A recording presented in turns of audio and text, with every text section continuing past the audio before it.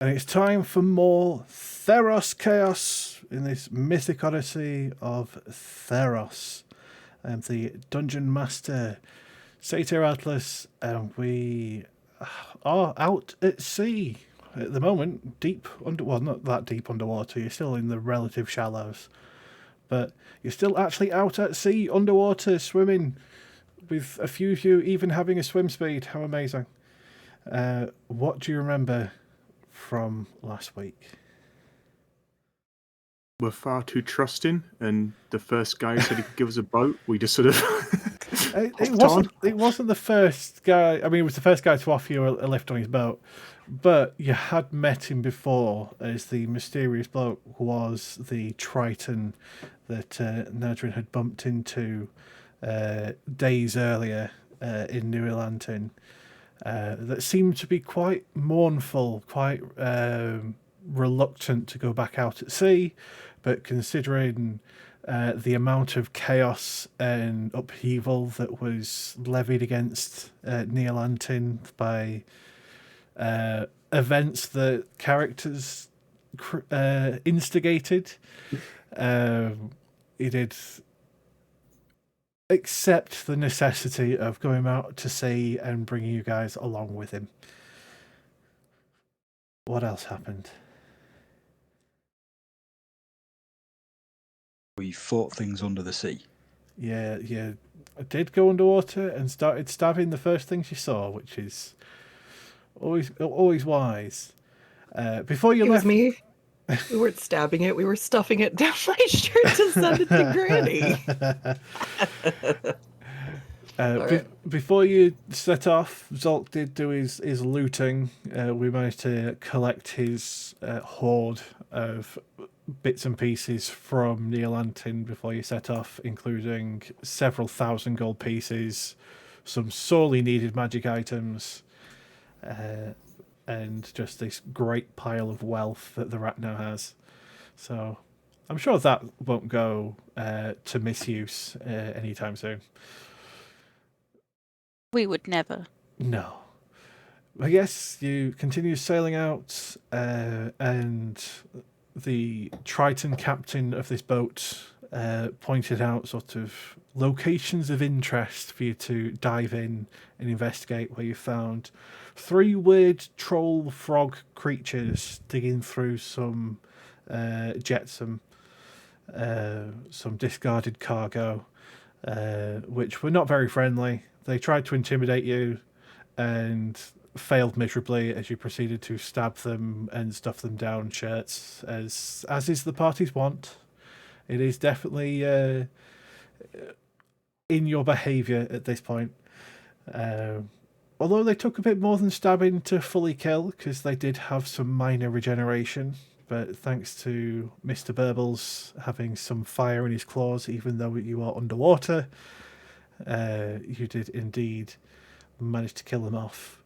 Only for all of your metal to be attracted to a random spot under the sand as a shoreline scrapper, a magnetic lobster, proceeded to try and steal some of your metal items and defend itself, to little success, as you all just proceeded to beat the crap out of it. Neil ripping one of its legs off, I believe, because he got a natural 20 on his bite, and then Sogeg super rushing it with his spear. So, yeah, good job. And that's where we will pick up. Moments after that fight, the magnetism of the shell has been deactivated, so all of the metal it had accumulated on its shell is falling away, including the Granny Stick's axe head, which you can recover, Skuttz. Also, you wouldn't I was be gonna say, size want to large repair it anymore, as you are no longer before we raging. go anywhere. So I'll shrink you back now. Aw. looking about the gigantic crab as the metal starts flowing away. Is it just sort of scrap metals, little bits, or are there any particularly shiny droplets? For the most part, it's scrap metal. It's things like cutlery, bits of armor, old rusted weapons. You note that it is almost entirely bronze or iron. There's no gold or silver or precious jewels at all on it. It seems to be just whatever it could magnetize to its body. Are there any bronze boots there? You said you mentioned bronze. My ears just picked up. There are bronze. Whether there's boots, you'd have to dig around and investigate a bit. Ow! Ow! Sogeg will poke his head in the scrap metal. Have a little look-see. Make an investigation check. I normally crit when I do my first roll, so Oh yeah, I'm feeling it. Not quite. it's still not bad. You don't find any specific bronze boots, but you definitely find enough scraps of bronze to then be able to make into something. I will make some very crude-looking boot-shaped items out of like twisted cutlery. And, I'll just scuttle off in the corner, just attempting to do that on my own. Yeah, you may not be strong enough just to bend metal on your own. You may just need smashing to heat forks it up a bit. together. Yeah. You Why are aren't they also going underwater, together? so yeah, not the best. I'm new to being underwater. Okay. Well, that is fair. Skuttz can probably help you smelt it later. Since we Ooh. have a giant firebird now. That is true. And the firebird is very good at melting specifically metal. Yeah. Yes. We'll make you boots yet, Sogeg. He's going to eat a lot of them. He's got 8 legs. One scrap Oh, God. trash scorpion at a time. Crab even. Lobster. There's a lobster. So day. We'll get there with the right animal eventually. I'm very new to being underwater. Okay. Very new. So, does anyone else want to have a poke around at any of this? Or you're just quite happy to disturb the local wildlife and swim away? Can I attempt to remake the magnet that it had? Make a nature check. Oh god. That can't go badly. Always a good time when we're asked that. So, Ooh. looking around, there's no specific magnet as far as you can tell. You get the feeling that it was a trait of the carapace of this creature, the shell. But you get the feeling that if the shell's removed properly, it could potentially be used again magnetically by whoever was within the shell. Well, it'd be too big for me, but I don't see a problem with sticking a giant magnet shell on a Sogeg. Note that it would attract his own metal. That's a problem for him. Oh, no, because if you put a magnet on a magnet, it makes the other piece of the metal kind of magnetic. So maybe if it's attached to him, it won't pull anything to him. It just makes everything he's already wearing magnetic. Unless it's the same polar thing and it'll just repel everything. There is that. Classic defense. Suddenly bashful Sogeg. I see no problem with this. So, what would you like to do? Are you trying to harvest its shell? And how are you going to do this? It is a size huge creature. And you are a size small rat. Underwater. I'm going to stand away and let someone else do it away from my aura. Now, you can enlarge reduce target large to huge. Can't remember. I mean, Although we actually, yeah, you would be able to make a large creature huge. You would also be able to make a huge creature large. What a riddle. What a complicated riddle. I seem to remember that Skuttz can also go to size huge and just bonk it with a gigantic granny stick. Guts does have good survival. She might actually be able to get the shell off. Yeah, let's make Skuttz huge and pry the shell off. It sounds good. Okay. Any reason to have Yes. giant Skuttz? Okay. It's been too long. Just It's went back literally down to been regular like size. 10 minutes. Well, it's only since you were size large. Size huge I'd say Skuttz has size been a huge while. Skuttz. I think that was Tethmos was the last time it was size huge Oh. Skuttz. Yeah, we need the proper ordering. All That's right. the word.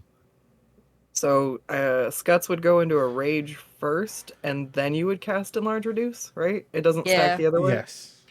We need to move far enough away from you, though, that any AoE effects don't affect us. Damn it! You remembered. Damn it. Not a bad idea. I remembered.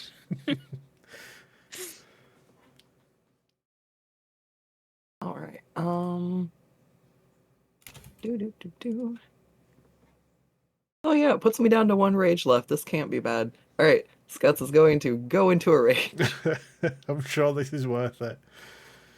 So go It's- ahead and hit the Barbarian Wild Surge first, and I will make you 1 size larger. Oh. Become the center of the storm. Once per turn, when you successfully hit a creature with a melee attack, lightning leaps from your weapon to another creature of your choice within 30 feet. So I wouldn't have to target anybody. No. It's another No. creature of your choice.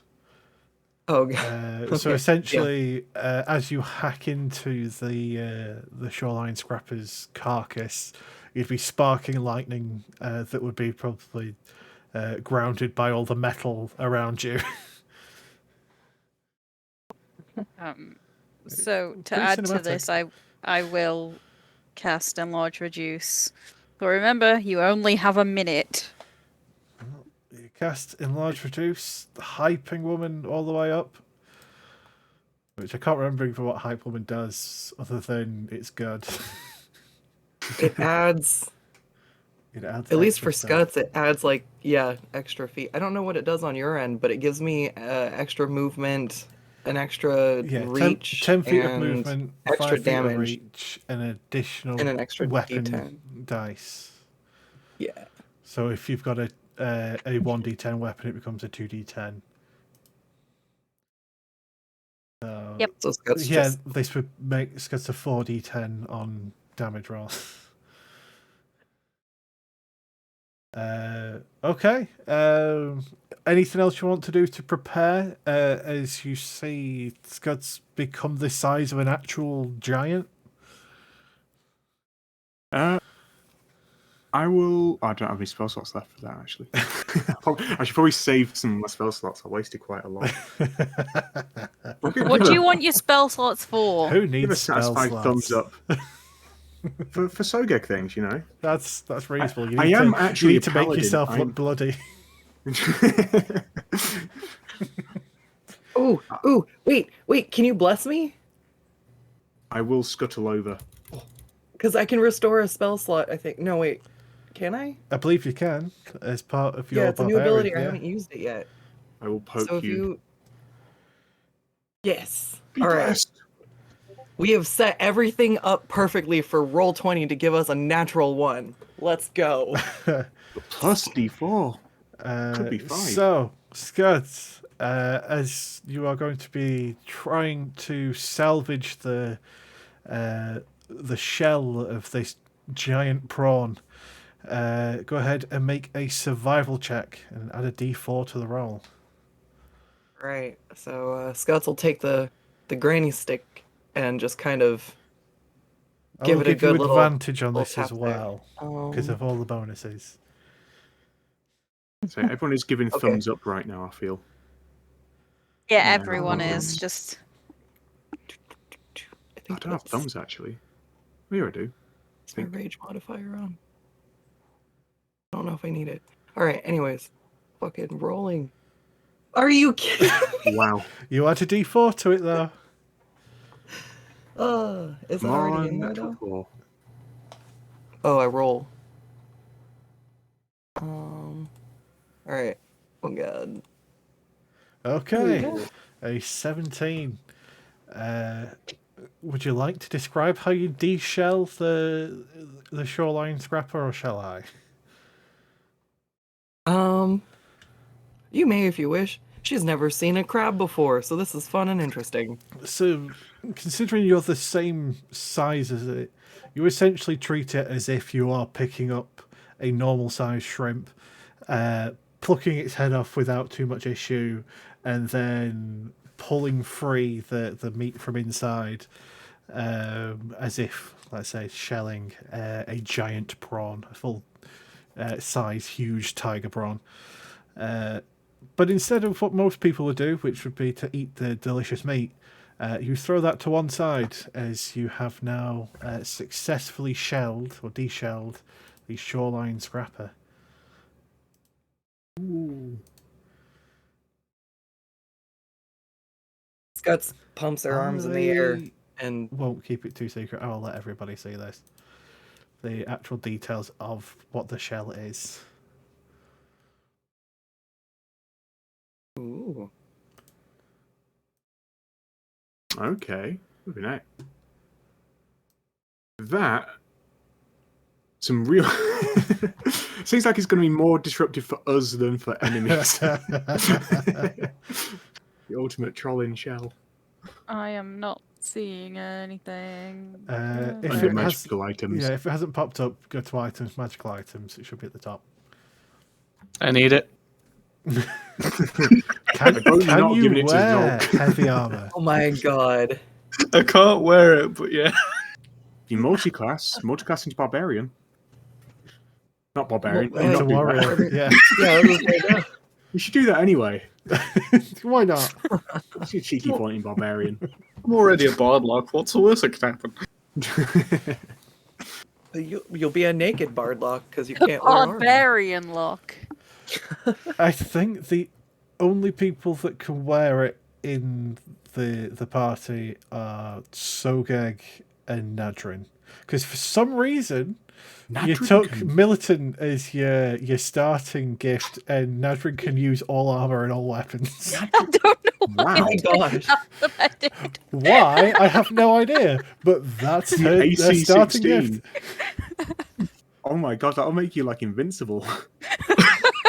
Yes. Do it. It's so thematic as well. That would have to replace her fleece main pelt. I've already Ooh. removed that. Oh, have you already taken it off? Yeah. I'll take it. I think I've just been casually carrying it around. Oh, right. I believe I offered okay. it to someone at some point. Considering it can actively bounce spells back at people, I don't know why that's not been worn by anyone, but okay. No, yeah, my current attuned Right. items are my boots, Oh. my helm, and my rock. Ah, right, okay. Oh yeah, I think you were wearing it as armor, but you weren't like attuning to it for its extra stuff. Yeah, I think so. Yeah. That sounds right. Whereas I didn't put attunement on this because why would I do that? That's not fun. I mean, be careful switching it on if you're within 25 feet of me, because you will have a gigantic Sogeg flying towards your face. That gets restrained when you're stuck to somebody. It's be on my back, like, sort of scuttling. Put me down. Oh my gosh. I don't think I need to wear that. For anyone that is smaller than size large, it would need altering to fit someone. At the moment, it is literally just a de-shelled prawn that's size huge. So, but you at least think have we it. should You can throw it keep it on on. Zolk's treasure pile and adjust it when you need to. Exactly. Zolk's treasure pile will get stuck to it. Put it on the wagon. Oh, it makes it doesn't- easy Make to As far as I'm aware, it doesn't affect gold and silver. It's just more mundane metals, so bronze, iron, steel. Yeah, gold and That's silver cool. don't get affected by it. They're not actually magnetic alloys. Yes. So that's true to life. That's good. That's cool. I'd actually probably be mad. Don't Holy appreciate cow, the silver. gods calling bronze mundane. Sogeg rewrites in the rulebook the superior metals. Indeed, there's precious metals and superior metals. I'll allow it. Yes. Okay, so you have successfully deshelled the shoreline scrapper.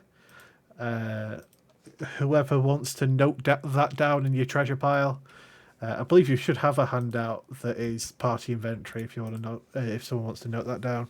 Yeah, I'll put that in the party inventory. I keep forgetting we've got that. Yeah, it would be useful for stuff that everybody wants to share with each other. It's shoreline scrapper shell. Shoreline scrapper shell. Can you put the fleece main pelt in there as well, since you're already there? Sure thing. Yeah, they're both in. So, while you have a size huge Skuttz, is there anything else you'd want to pick at down here, or do you want to head up to the boat and continue onwards?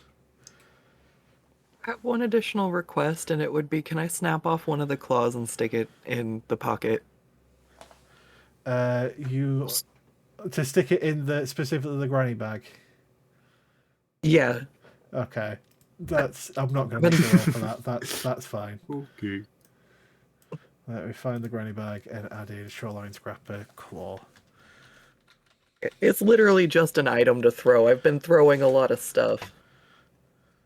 We gotta replenish the chaos. I mean, there's I used now my 71 dragon, items in there, so yeah, there's plenty of stuff in there. No. Oh, good, because I keep pulling out my best friend items at critical moments, and I'm like, I can't throw this. It's You that got rid of random the rock. snail. I know. I loved him, her, them. I loved my snails so much. They grow up so fast. The sexy snail waifu. Please don't say that. I mean, Scott's got an epithet out of it. I think that's a moment in history.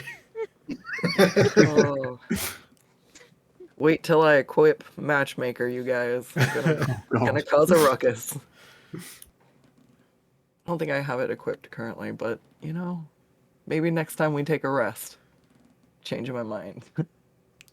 Did our other fishy friend?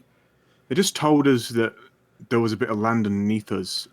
Was there any reason why he told us to jump underwater? He spotted remember. some flotsam, some floating Yes. boxes essentially on top, and suggested there's probably stuff underneath. Basically, while he's not been out at sea in a long time, he's still a Triton and still a sailor, especially. So he's good at spotting locations that might be of interest. Definitely not to delay you getting to Orlando. He definitely doesn't want to, not go the back. winds. He knows sunken booty when he sees it. Is there a shipwreck? Not here. This seems to be where someone has actively chucked cargo overboard. Chased, perhaps, by pirates. I'm going to assume there's going to be no goodies then. Why would you throw your good stuff? That's a reasonable assumption.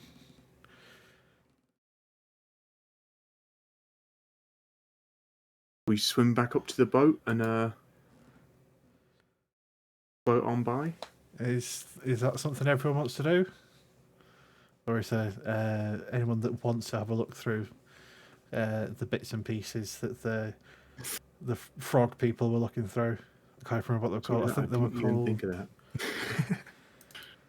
We should. Shelly? Oh yeah, Shelley Shelly Coat. Coat. Shelly Coats. Shelly Coat. They were essentially finding shiny items and sewing them onto their coats.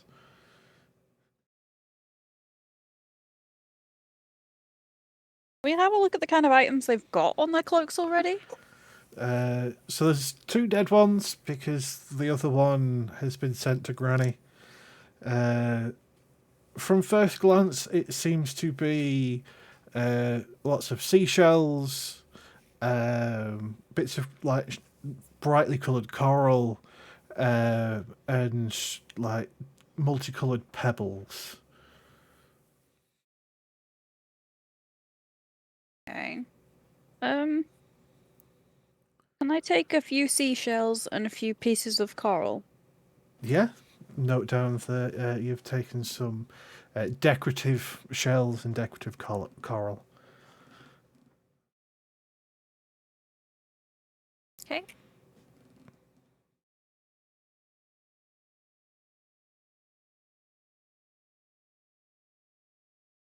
Looking towards the flotsam, can we see a trail? Does it seem to be going off in some direction, or is it just essentially dispersed? Is it all just sort of scattered? Make an investigation check. I put on my finest monocle. I think. So it doesn't seem to be trailing anywhere in particular, but it seems to be very particularly placed. That this was less somebody dumping cargo because they were either being attacked or wrecked. That this is more where someone tried to dump something for someone else to pick up, like a smuggler. Oh. There's definitely buried drugs here, everyone. Don't ask me how I know. I'm a dick for the drugs. Say something goes right through the crate. Okay, so first of all, investigation check. First of all, oh no. Don't waste this. Second of all, Arcana check, please. Oh. Okay. So you as Sogeg pulls out his monocle and bubble pipe and starts musing about the fact that this may be a smuggler's cache as opposed to just random jetsam, you immediately dig into the sand and start searching, throwing stuff all over the place just to try and find that sweet consumable items that may have addiction values of varying degrees. And you dig, and there's nothing you can see that's edible. The most of what you find that isn't in the pile of now quite heavily rusted metal that was once attached to the shoreline scrapper seem to be these small shards of green, like almost crystal or like pearlescent sort of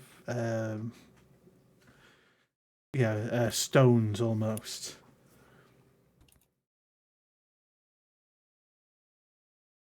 They definitely, just by the look of them, they seem, shards specifically. Like they've been ripped off a bigger piece. I'd need to take a closer look at them, really. I'm not about to eat it. Do you seem like did you get a magical sense from them, Zholk? Was that what your magic senses were tingling? The Arcana was more to see that how instinctively Zholk would know this or know what it is, but you digging desperately for drugs in the ocean sands, they're just shiny rocks. They are nice. Well, I found some cool rocks. Anyone want them? Skuttz will put her hand out. Maybe not a gigantic one. Into the shirt they go, I guess. Skuttz, make a perception check for me. All right. Can't wait for these just to be green rocks. Oops. This shouldn't be. You would still get D4. Yeah, I believe. you'd still add a D4 to it because you'd still be blessed. It would be a disadvantage. Oh, because I'm right next to Zholk. It'd still be the 10, so it'd be 11. Yeah. That's high enough, I think, for at least Skuttz to notice. As Zholk, you drop the green crystals into Skutz's outstretched hand. Skuttz, you notice that these crystals are remarkably similar to the strange green crystals in Zolk's new skull hat. Oh. Yeah.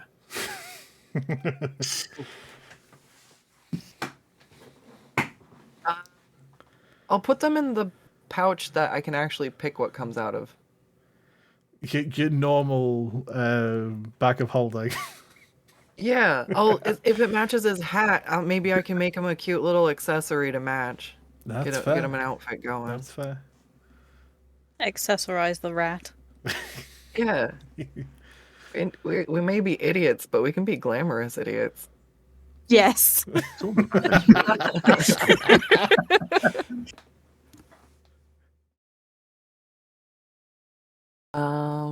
Right. I will add it into my inventory. Yeah. Add in shiny green crystals that look like Zolk's skull face, so skull hat, skull mask.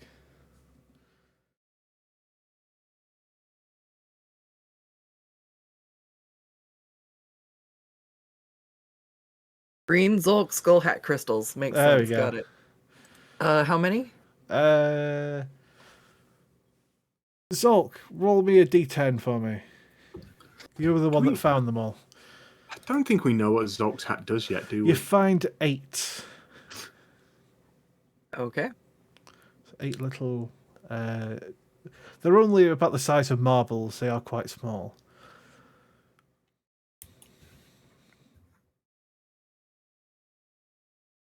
Well, they'll be perfect. Perfect for accessorizing.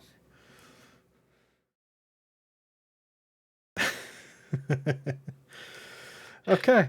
Alright. Is there anything else anyone wants to do in this particular smuggler's cache? Or are you heading back to the boat with your treasure in tow? The shell of the magnetic lobster and some shiny green rocks. And some shells and shiny bits of coral. Just like to ask Zolk. I'd definitely sort of gracefully swim over to Zolk. And just, I know you're into your fine wares and your narcotics, really. Why, not knowing at all what these green rocks are, why would smugglers bury these green rocks? That's a very good question. I mean, the most we could do is experiment with them and see what happens. Yes. Zolk, give me either an Arcana or History check. Let's see what you actually know about this. What if both are 0? Huh? Eeny meeny, which one feels more lucky? They are shiny green rocks, and that's about as much as you know.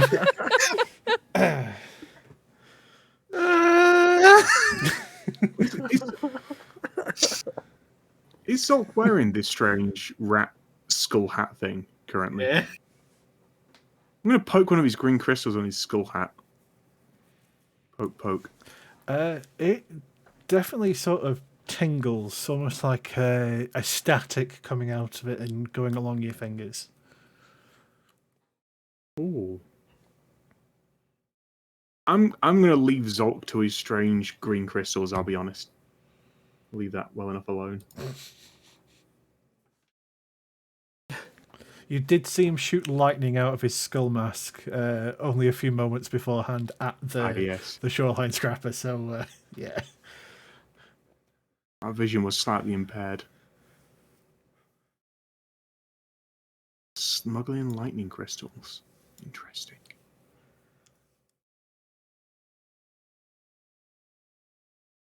Maybe our captain friend will know more.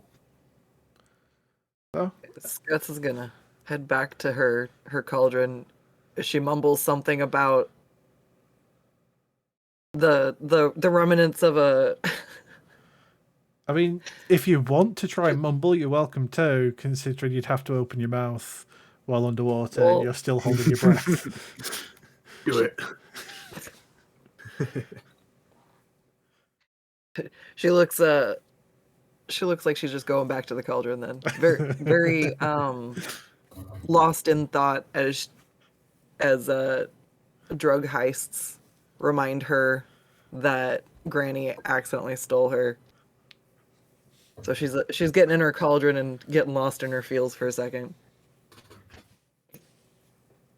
That She'll is head back true. up to That the is ship and canon. wait for everybody else. Is anyone else lingering, or are you all heading back up to the boat? I'll head back. Yeah, good. I'll head back. Okay, I will move you back to the boat.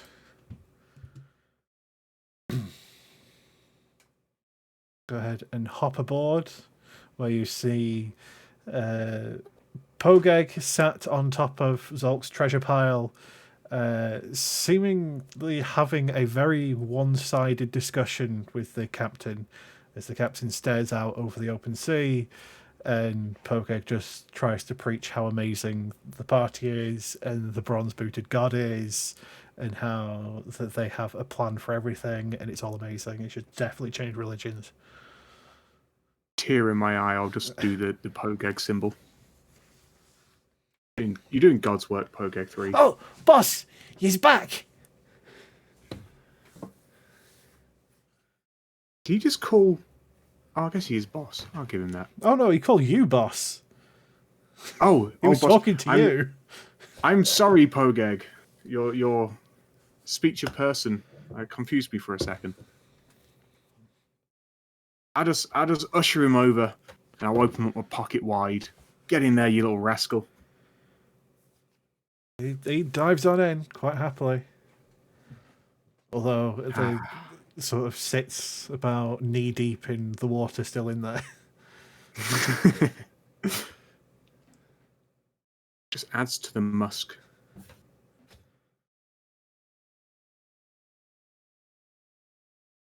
I was just walking up to the captain. We'll just ask.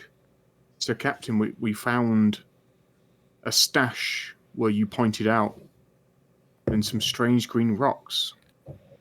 Is this just common pirates, or is there trouble afoot in these waters? I couldn't tell you. I've not been out in these waters in a long time. Just spotted something that I assumed was a bit of a marker for people going past, and thought you'd want to investigate. I don't exactly deal in crystals. That's probably something your little rat might know more about. I'll trust his words. And I'll scuttle down to the lower decks where I know my place is. The titans of men, for the most noble, row the boat.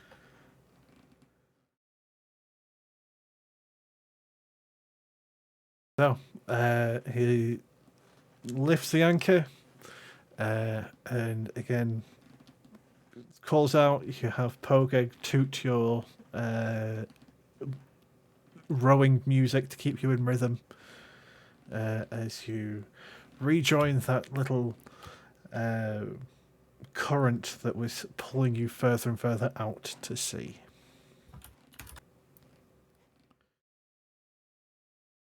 I'll let you guys have a short rest if you need one. Ooh. I do, actually. That is such a waste. Such a waste. Oh, so sad.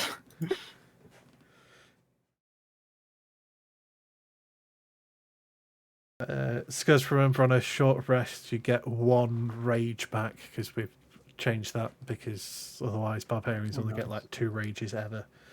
Yes. Thank you. You get all of them back on a long rest, and one back on a One short. back. Works. You can't switch epithets on a short rest, but this is where you can heal if you need to, regain anything that regains on a short rest. I'm a paladin. I forgot I have lay on hands. So sad. Sadness number 2.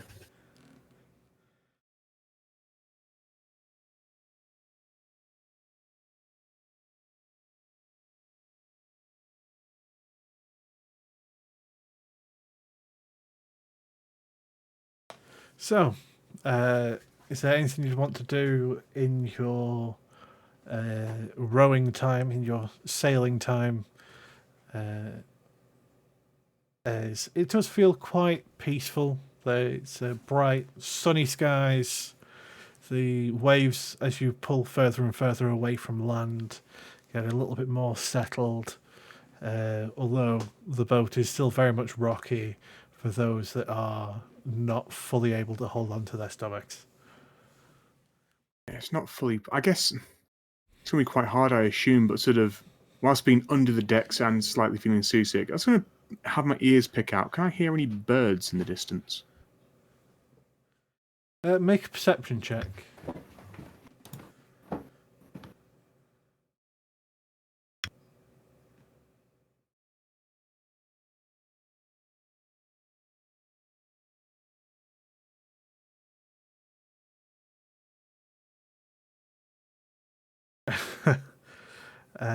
It would be a perception check for Sogeg if someone can let him know.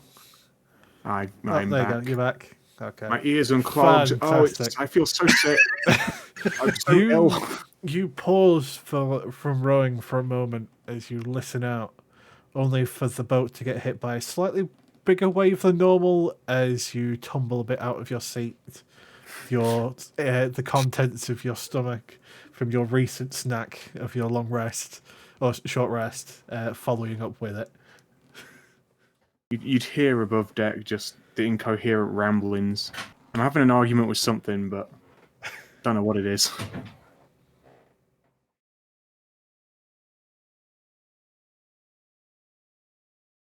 Okay. So, you get to another point where the captain sort of turns to Nadryn and points out to another small patch of ocean that seems to be a lot more agitated than the rest of the waves. Shellies. I'll go over and look to where he's pointing. Well, make a perception check. Oh yeah, I'm great at these. Well, Perception. I doubt you could do worse than Sogeg. I very much tried. Yeah, still not as bad as Sogeg. You point out or try to look to where he's looking, but again, you're used to either being on the surface or under the waves and not in this weird middle ground. So you're not entirely sure on where to look until you see some very bright colours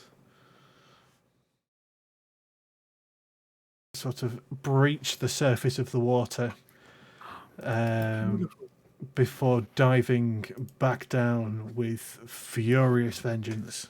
So I'll just show it before we Ooh. dive back down.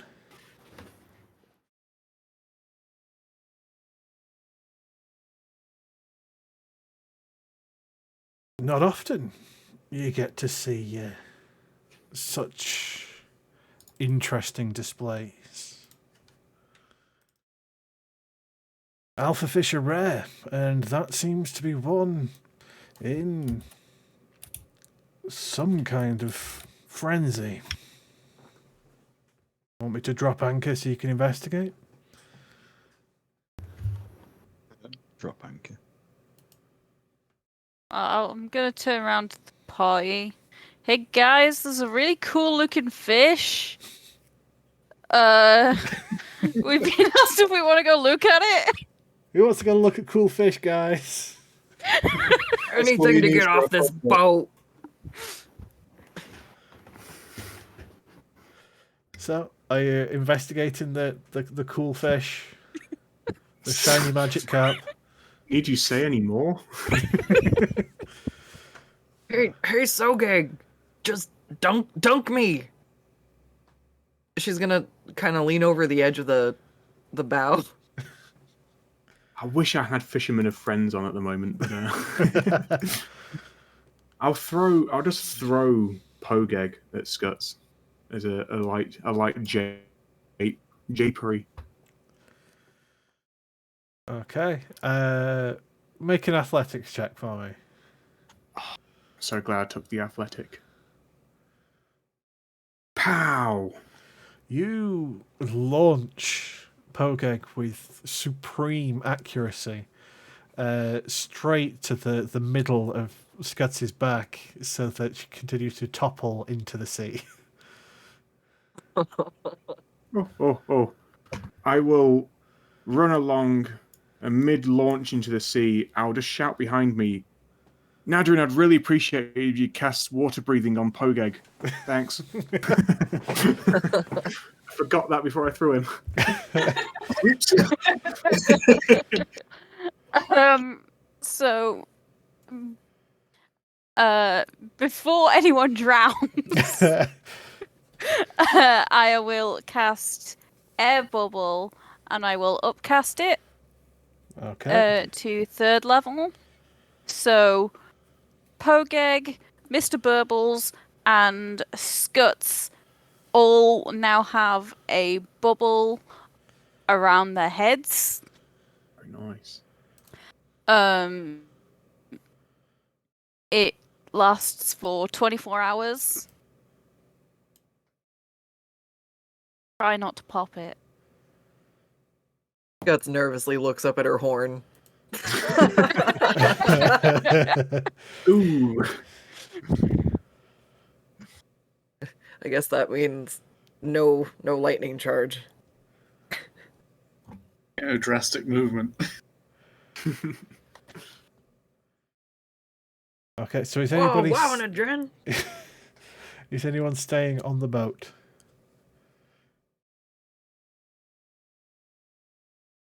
Oh, I could trust him. Nah, I trust this fella. Okay, you trust him So far, he's with told all us the wealth where you brought? A lobster is, and I'll be honest, the only wealth I personally care about is on me, and is in friends and bloodshed.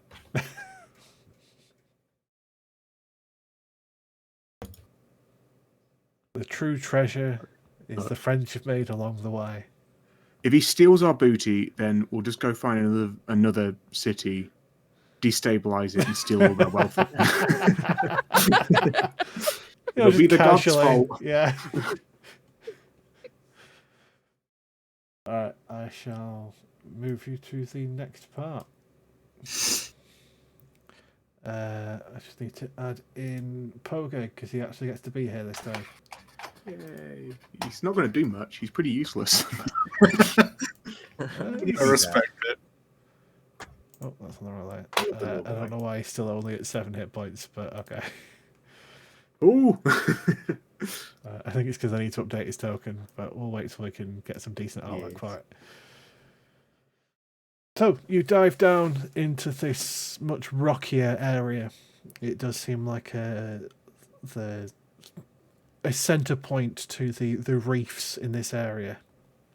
And you can see that alpha fish that had breached before,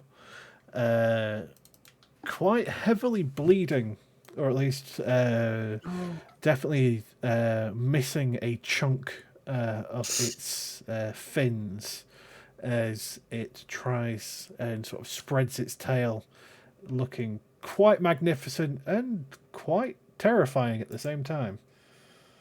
Let me actually show the full image of it There we go. Big spooky fish.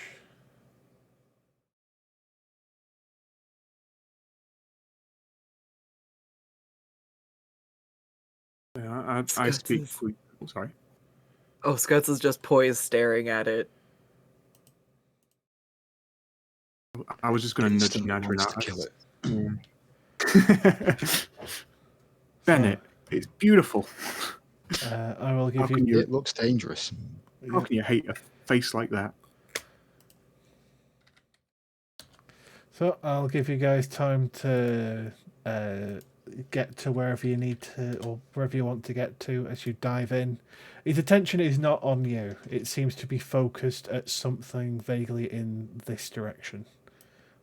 I'll ask Nadryn, do you wish to save this noble? I just assume that you know every fish, but do you wish to save this noble beast? He's clearly a great warrior. I have respect for it. Do you think we should try? We could always say hello. My fish speak is in quite a heavy scorpion accent, so I'd recommend that I don't talk. I'm honestly quite curious to see how a conversation between you and this fish would go.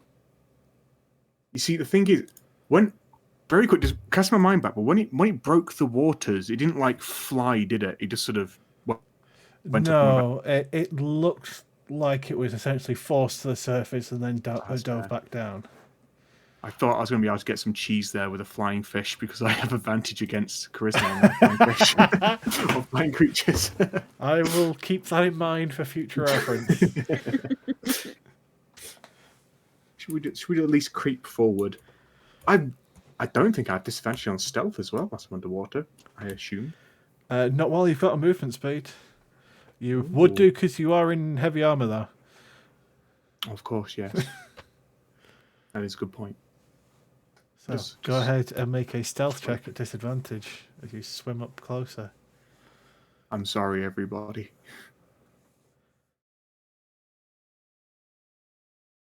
You definitely clank your way forward.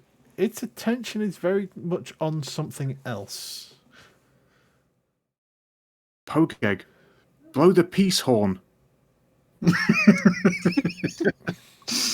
Oh no. Would you like him to blow the peace horn? I doubt it'll work very well underwater. Let's see if you can try. Go ahead and have Pogeg make a performance check. That's on Charisma. Is that charisma? No, yeah, charisma. If he doesn't already have it. Oh, come on, Pogeg. Pogeg, you're not very good. He takes a deep breath, puts the horn through the bubble, and pops the bubble. Oh, Pogeg! I now will begin the laborious task of every minute I will. I can't wait for combat. Oh no! If you had rolled anything higher than that, I would have been slightly more merciful. But oh, Pogeg, you silly little beast. At least he did take a deep breath in, so he has got a full lung of air. You did ask him to blow on the horn, so he took a big breath in and then put the horn to his lips and popped the bubble. I think I've got a safer option, actually. I'm going to swim back to Skuttz, and I'm just going to point towards the cauldron. I got to be honest, I didn't think it'd be this quick. We'd have to use the emergency backup. I'll sort of mime. I don't know why I'm miming, so I can speak underwater. But, you can speak underwater. I've momentarily forgotten, I guess. But if you can breathe underwater, you can speak underwater. Towards. I'll just ask, yeah. Can I please put Sogeg in the cauldron? He's popped his bubble. Yeah. Oh, he could hang out with Mr. Burbles. They're besties. She just shoves him in there right next to Mr. Burbles, but not too close. I mean, there's only enough space in there for you and one other creature, so someone else would have to leave if all three of you are in there. Oh. No, Skuttz is out. Sorry. Skuttz is out. She's swapping the place, yeah. Oh, no, I drank. No. Yeah, I've stacked everybody on everybody, so oops. No, it's getting worse. Okay, there we go. I fixed it. There is a little bit of clamoring, but the exchange has been made. Poker takes a deep breath of the bubble within the cauldron and looks quite sheepish.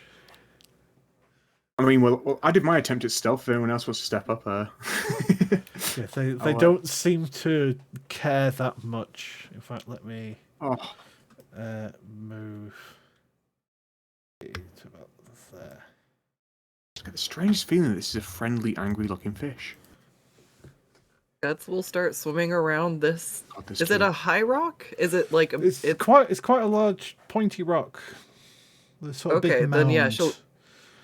she'll use it for cover and slowly start swimming down this way, but stop if she sees anything. Okay. She is trying to be sneaky. Make a stealth check.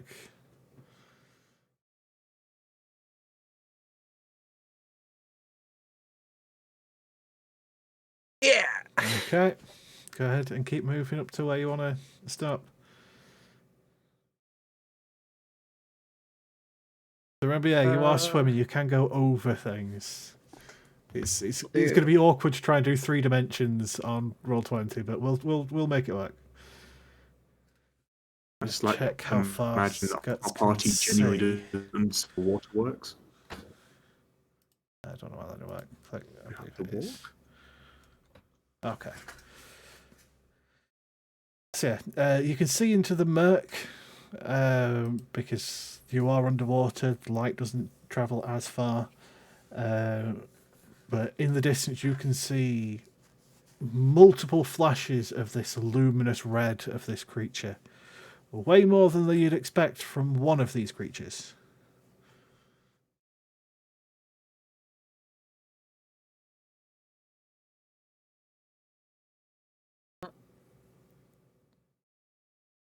Oh, they're so pretty. They She are. kind of reaches back to wave, but doesn't know if anyone else can see her as she In fact, just slowly consumed with Yeah. needing to shove one in. Skuttz, make a wisdom saving throw, please. Uh-oh. They're too pretty. Oh, one sec. Are you within? Oh. Nope, Wait. she is not. Not. Definitely not in my aura of protection. Granny would love one of these. Oh, You managed to resist the allure of these beautiful death machines, but still very much feel that yes, Granny would very much love one, so long as it's not in multiple chunks or turned you into multiple chunks. But as you swim a little closer, you can make out that there are 2 of these alpha fish, and they are ripping into each other.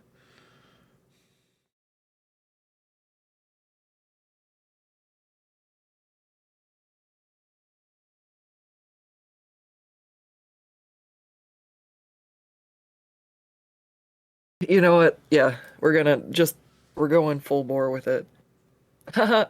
Bore. That was so bad. laughing in the distance. You'd hear her probably make an excitable roar as she goes into a rage. So, Okay. One size larger. Yes. and I'm assuming I'm going to be initiating some sort of combat by approaching things any yeah, further. So if go anybody else ahead. wants to do anything before Skuttz touches the wild Well, animals, before you do that, we need the wild surge. Ooh. and what everyone knows happens is Explosion. energy floods into your body. You can immediately take one additional action, which can only be used to take the action or dash action. So she's gonna sprint straight towards it as soon as she can. That one that didn't show up for me on my Roll20 for some reason. That's Did why it? it's because my Everyone else connection is to the roll server. 20. Yeah, just Yep, we're roll back. Roll20's having a moment. There it is. Okay. Okay, give it a moment. Roll20's deciding to be Roll20. But yes, Speaking just of the the roll 20, Feywilds. it will come back and fuck you. so yes, Get all you the can bad dice rolls it immediately already gave us take and give an us some action. more. So are you going to take an attack or take the dash? Remember, She'd be you dashing. don't have a swim speed, so it'll be half your movement speed. There. Oh no, wait! I Because think you she have can. clumsy, and this is technically difficult terrain. So yeah, you can move at normal speed. You just sort of Oh, flail well, that- forward. Nice. Nice. Scott swims all the time. She's good at it, actually. It's more you just sort of fall in the directions you want to go. I mean, she got into a lot of adventures and got pretty dirty, and Granny gave her a lot of baths, so she just kind of. And if it's Granny's baths, you know how deep that well goes. By throwing you in a natural well, probably.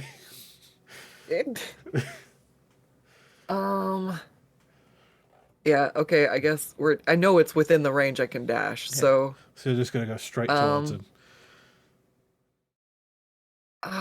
Do I go between them or just at the one? They're ripping at each other. I don't know. I'll stay right here. Okay. We're going right here. I decided. I'll give everyone else either a movement or an action before we roll initiative. Hearing the roar, I just see that as a call to arms, a call to bloodshed. Personally, I'm going to float up here and just scream. Moving as far as I can towards Skuttz, just like shaking my hands, just like as if to say, "No, don't do it. It's dangerous. You'll kill us all." Zholk, you're moving up. Yep. Nadryn, you're moving up. Yeah. Neil, Mr. Burbles, and Pogeg. I'm trying to find a space for Neil. Pogeg. There we go. I think that's about right. I'll shout to Pogeg to just wave the flag and toot your horn a lot. I mean, Skuttz can try and convince Mr. Burbles to move the cauldron. It won't be easy, but you could try. Don't get eaten by Mr. Burbles. Mr. Burbles can come out if he wants to. He's got a bubble. He can, can't he? Mr. Burbles has a bubble. Whee! All right. Yeah. Hearing some noise, he heard her. He knows there's shenanigans afoot. He knows that roar. Yeah. Remember, his movement speed would be halved, though. Yeah. Okay. Is everyone where they want to be? Yeah. Okay. I'd like everyone to please roll initiative. Really good at these. Ow. I thought that was me who got the crit for a second, and I was really happy, and that's why I got 4. Damn! Remember to roll initiative for your companions as well. Oh, yeah. Neil got a 22. So, I'd have been very angry if Pogeg got a 20. I've got to be honest. You silly little goblin. okay. Well, Neil gets to go first. So, as you see these two alpha fish biting at each other, although the roar and approach of Skuttz has definitely caused them to pause in their frenzy. Do they look like they're going to attack Skuttz now? It'd be on Neil's turn, so I'd have Neil be making a insight, which would be wisdom, if he doesn't already have it. I don't think he does. No, he doesn't. So wisdom? Yep, wisdom check. I don't know why he's at advantage. Just ignore that. They look like they're about to attack anything within range. Okay. He is going to go for this one. Okay. And he is going to try and spit at it. Try and get that spit. That is a solid hit.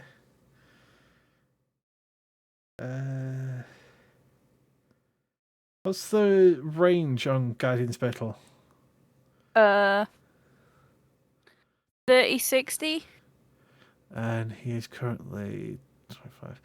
So would be at disadvantage for this because he's trying to spit through water. There's So another. that's okay. Yeah, that hits. Doing 8 acid damage, and they are lit up. So they go from this bright red and blue to this multicolour of brilliant bioluminescence. And then Beautiful. he's gonna swivel up to this one and bite it. Okay.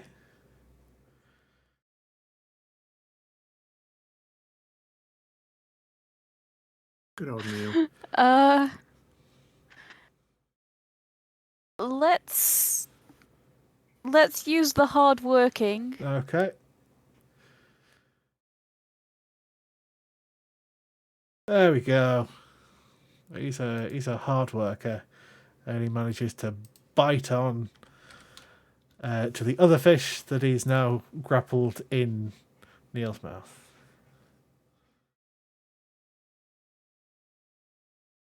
Is that everything for Neil? Yep. Okay, Bennett, we're on you. Yeah, sensing obviously that we're all in danger. I'm going to, if I can make it, yeah, I can. I'm going to make it to that one, and with all my cool, hefty bonuses, I'm going to use Soul Reaver on that one. And remember, it's weakened to slashing Yeah, damage. it is vulnerable to slashing because it's within 5 feet of Soul Reaver. One thing I can't remember is, do I get advantage on this because I'm next to somebody? Do I not? You'd get sneak attack because you're next to somebody. Sneak attack, yeah. It hasn't That's had it, a yeah. turn yet, and because you're an assassin, you'd get advantage, I believe. That's I It good. can't- is Would you- also being held. I don't know if that has any. That's just grappled, so basically it's movement 0. If you were attacking the other one, this one, it would be at advantage because of the spittle. So essentially, you'd be at advantage on either of them because you're an assassin and they haven't had a chance to go yet. I believe that's how assassins work. Pretty sure that's right. Sounds right. Sounds very assassin-y. I just can't remember whether it's sneak attack if you go before they do, or if it's advantage because it's only the first turn anyway. So I think it makes sense for it to be a big bonus. I think that's the point in it. Yeah, Yeah, yeah. just Then trying it's yours. to- Yeah, see.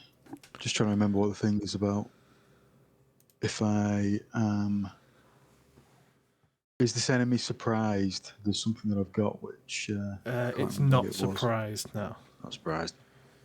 you weren't exactly okay. sneaky coming up to it. It just wasn't really paying attention to that's you true. until you started trying to attack it.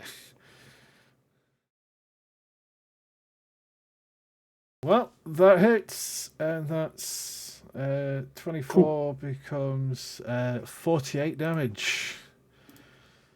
Ow. Ow. Okay. Because I only moved 10 feet, I will use my bonus action to disengage and move away and Okay. hide behind that fish. Hide behind the friendly fish. And then that's it. Okay. Well, it's turn, and Does it look particularly injured by that? it looks pretty hurt, but you can't really tell if it's done critical damage. It's definitely injured, but it looks like it still has a lot of fight left in it. Oh, this is a mighty beast. So I'm gonna roll that one first. Okay, so it's going to do one against Neil and one against the other fish. And it's been injured. So first of all, the one against Neil. A 22 to hit, doing 7 bludgeoning, Okay. and then against the other fish does 14 bludgeoning.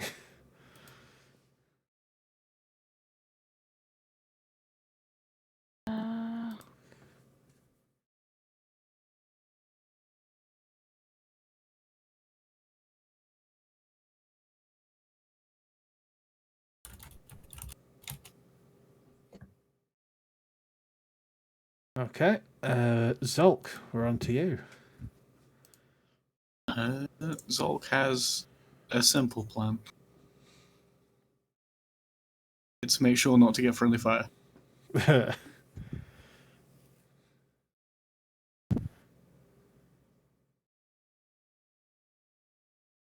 Right.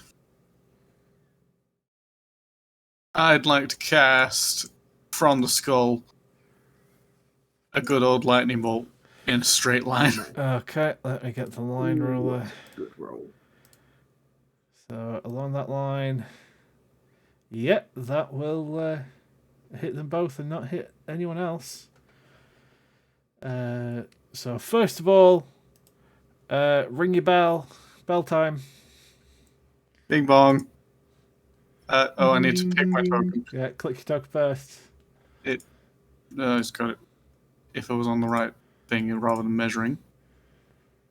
Okay, let's see who's within 20 feet of Zholk.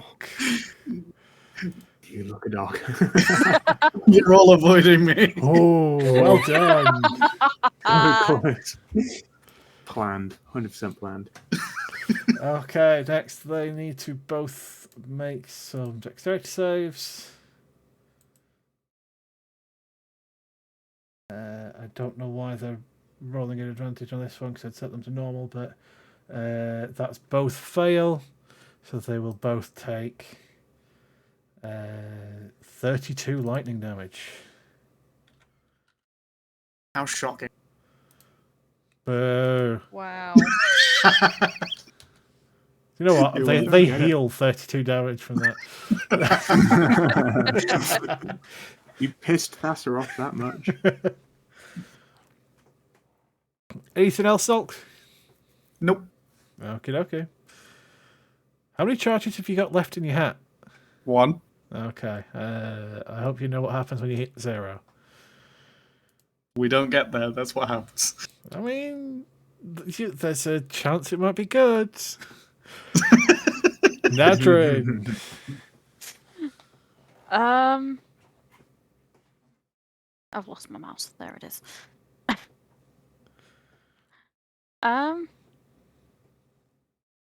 I think I want to use my abyssal summoning again. So using your action for abyssal summoning, where are you summoning it? Essentially, like pick a point, and then because a lot of them like a line or something within that area or something like that. I'll go for here. I can't see So that you're ping going bow. just outside of it. Okay, go ahead Yeah. and roll on the abyssal summoning table. Let's see what happens. Abyssal summoning. Okay. Nice. We summon a Nice. shark. Shark time. Hunter shark. Where's my hunter shark? There it is. Hunter shark. Let's go. Let's fall over. Note that it's a flying hunter shark. If this happened on Yes. land. Oh my god. Okay. And I will add it to the initiative.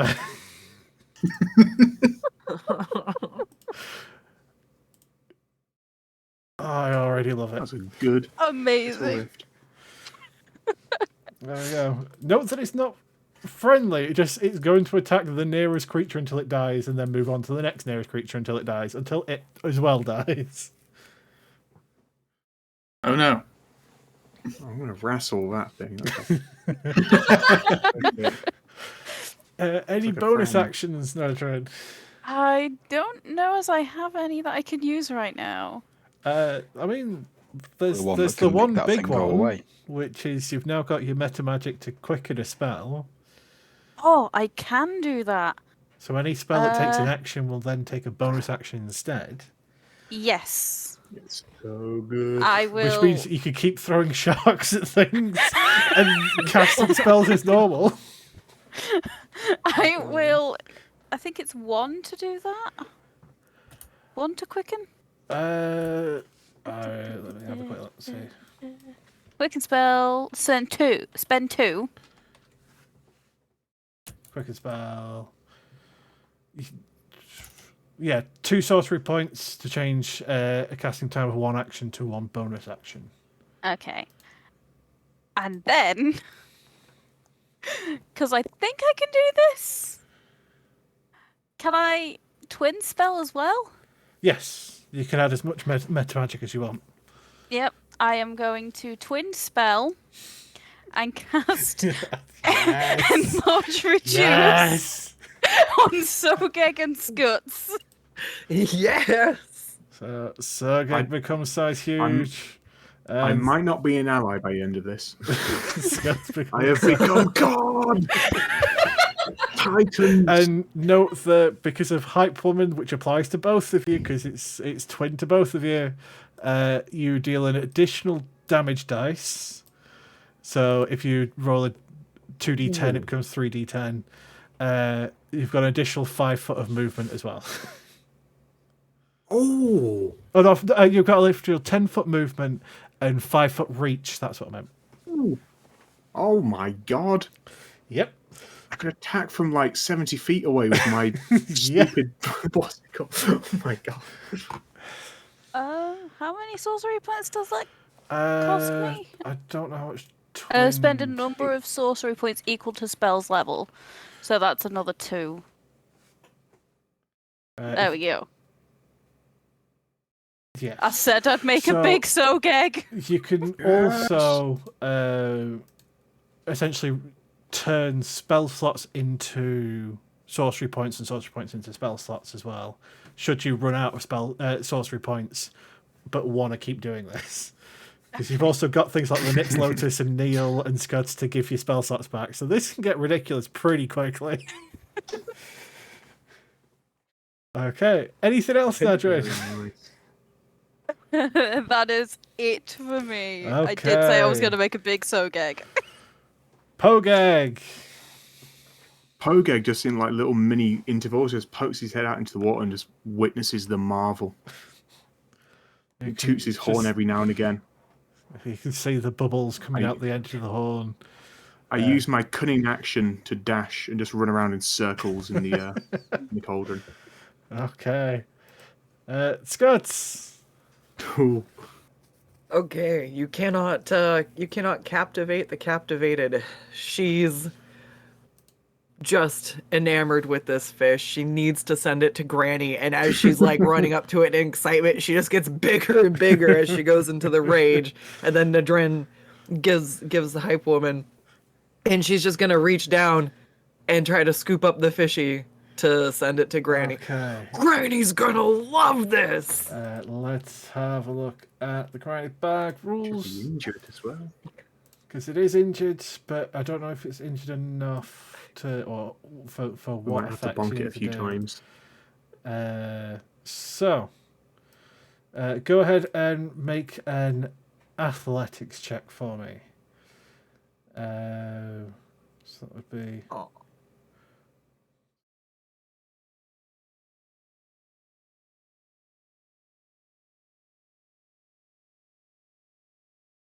Yeah, that's definitely a miss. It's definitely a miss. I'm just trying to work out what its actual would be. Okay.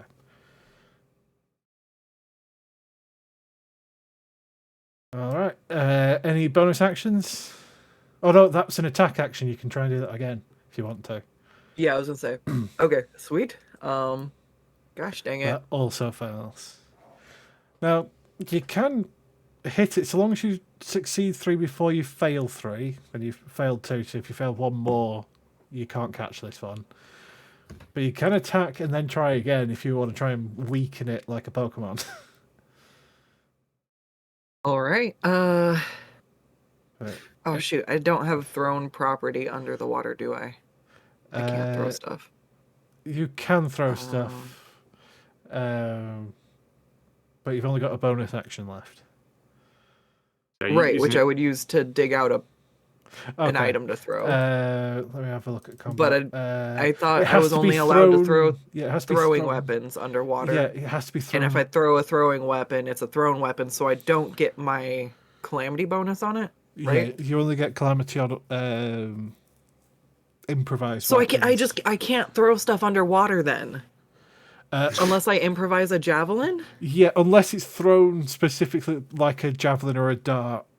So I'm trying to think.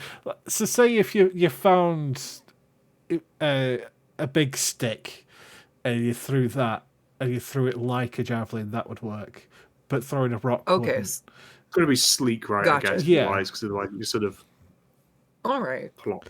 Well, I'm sure there might be Well, something in there, maybe.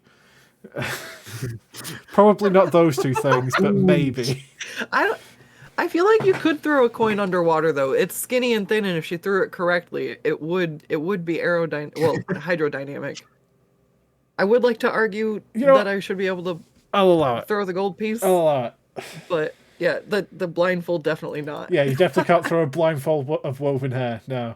That is pretty gnarly. It's all gross and wet now too. I mean- just like stick the sopping wet clop of hair back in. There's Yeah. a lot Slightly that you can disturbed. read into the fact that Granny has a blindfold sacred to Clothis in her bag that's made of woven hair. Guts just like shudders as she like shakes it, the wet hair off her fingers, and grabs the gold piece A instead. seemingly mundane gold And- piece. That is the very first gold coin minted by humanity. Just gonna be thrown As she grabs this, she just looks at she just feels like this was the first coin ever made. She just goes, "Huh." Pretty neat. Cool. Yeah. I don't care, but Huh. throw it. This is perfect for throwing. Yeah. Okay. That's the end of my turn then. All right. Well, it's the one that was being grappled's turn, and it has 4 things that it can get to. Still only 2. So it's going to go for. There'll be 3 things it can get to. It's going to throw 1 at Skuttz and 1 at the shark. So first of all, the 1 at Skuttz. A 23 to hit. Bang. Doing 13 bludgeoning that you half down to 6. That's not so bad. All right. And then it takes 5 fire damage. Oh no, it's only from slashing as well, so it's not so bad. Yeah. And then it's going to headbutt the shark. For 14 bludgeoning damage. Okay, well, it's the shark's turn. And the shark's going to go after the first thing it was summoned to kill. It doesn't have all its hit points, so it's just going to chomp and rip out a chunk of it. Okay, Sogeg. I'm assuming there's a lot of blood in the water right now. There is a lot of blood in the Big. water. It is a cloud. You just Sogeg lets out sort of a primal roar as he just shouts out, "Nadryn, you didn't tell me that the sea was the realm of Mogis. There's so much blood." And in a fit of being very big now, I'm just gonna really enjoy the water. I finally understand water now. It makes blood run even more. So I'm gonna gracefully swim over here.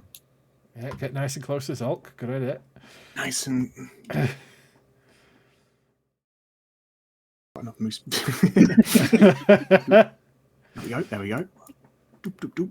Oh, Note I'll that say the that and shark just is double check. attacking the nearest thing to it. Oh, I know. This shark is got 2 moves I can do. 1, 2. I think that's far enough away from Zholk, right? For now.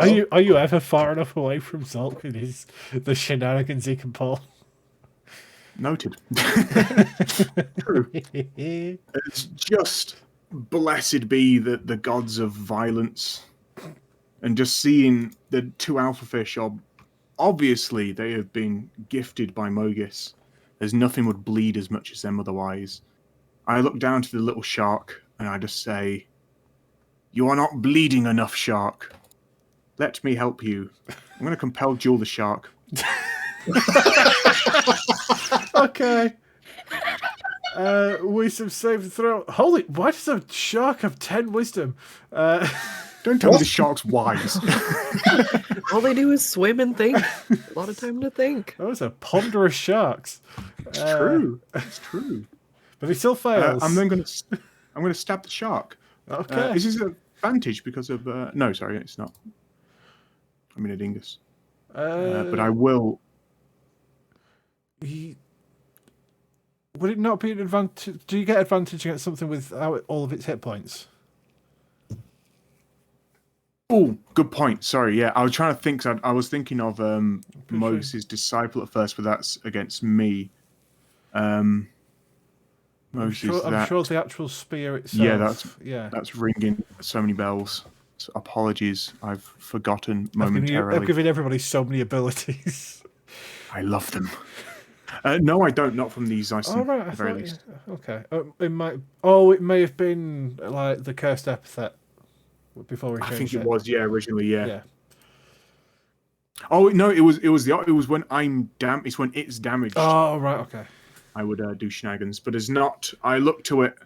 Bleed for me, little shark. It's had damage taken out of it. It got headbutted. Oh yeah, it is damaged. I think it needs to do damage to Sogeg. Yes. It needs to hurt me. Yeah. I'll give it a nice little lump bonk. I'm going to throw a smite on that. Sure. I'm going to throw a level 2 smite. Go ahead. So that plus the extra smite plus the crit damage. Oh my! So no, it's attack number 1. So. Oh, and one sec. Do I have apologies? I do have. But you've got an additional D12 on this because and an additional 212 because I'm big. Because you're big. This is a lot of damage. So that's add them up and double 23, 46, 30. So 60 damage as the shark gets hit for massive damage as Sogeg disappears. As the shark explodes in a cloud of blood and viscera. So much damage. I momentarily have a ringing in the ears. It's so big. Steeping in the blood. I just yell out, "Blood for the blood god!" That does count towards your merciless. As with my additional 5 foot of range, also gifted by Nadryn, I'm gonna sneakily snake my little spear over to this little fella. It would be rude not to. Zeiston slam. Okay, that's a little bit less damage. But not by a great deal less. Because it's still 22. Thanks for making me big, Nadryn. I appreciate it. Didn't summon the shark for you to kill it. Sogeg didn't get that message at all. Sogeg didn't get that in the picture at all. I thought you were being kind. Anything else, Sogeg? I'm just going to scream in the corner, I think. Just sort of scream my ways away. Mr. Burbles! Is it bad that I wanted to put the shark to sleep and tame it? I'm sorry. It won't be the last shark Nadryn summons. It's okay. Very quickly, I feel like we're gonna have trouble every time we summon a shark. A flying shark. Oh. Just make sure other things aren't bleeding. I have too much respect for them. So, will Mr. Purbles be doing anything? Yeah, so he kind of swam out from underneath the cauldron, and he comes up, and there's a rock in the way. He heard Skuttz. He doesn't really know what's going on. He's slow to the party. But he does see Nadryn, so he's gonna swim over here like a puppy and see what's up. That's his turn. Okay. He's figuring it out. Bennett.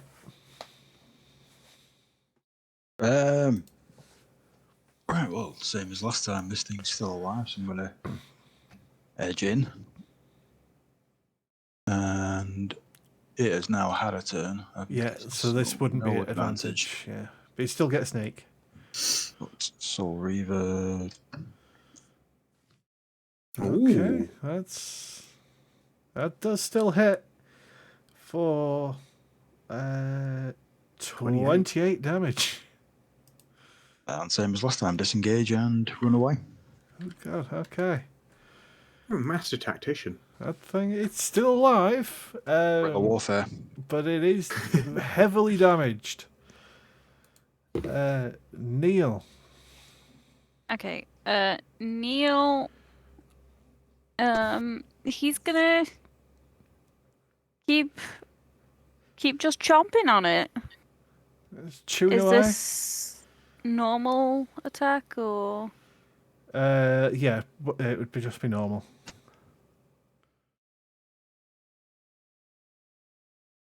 That will miss. Neil. He's gonna try again. And that will hit for 9 piercing.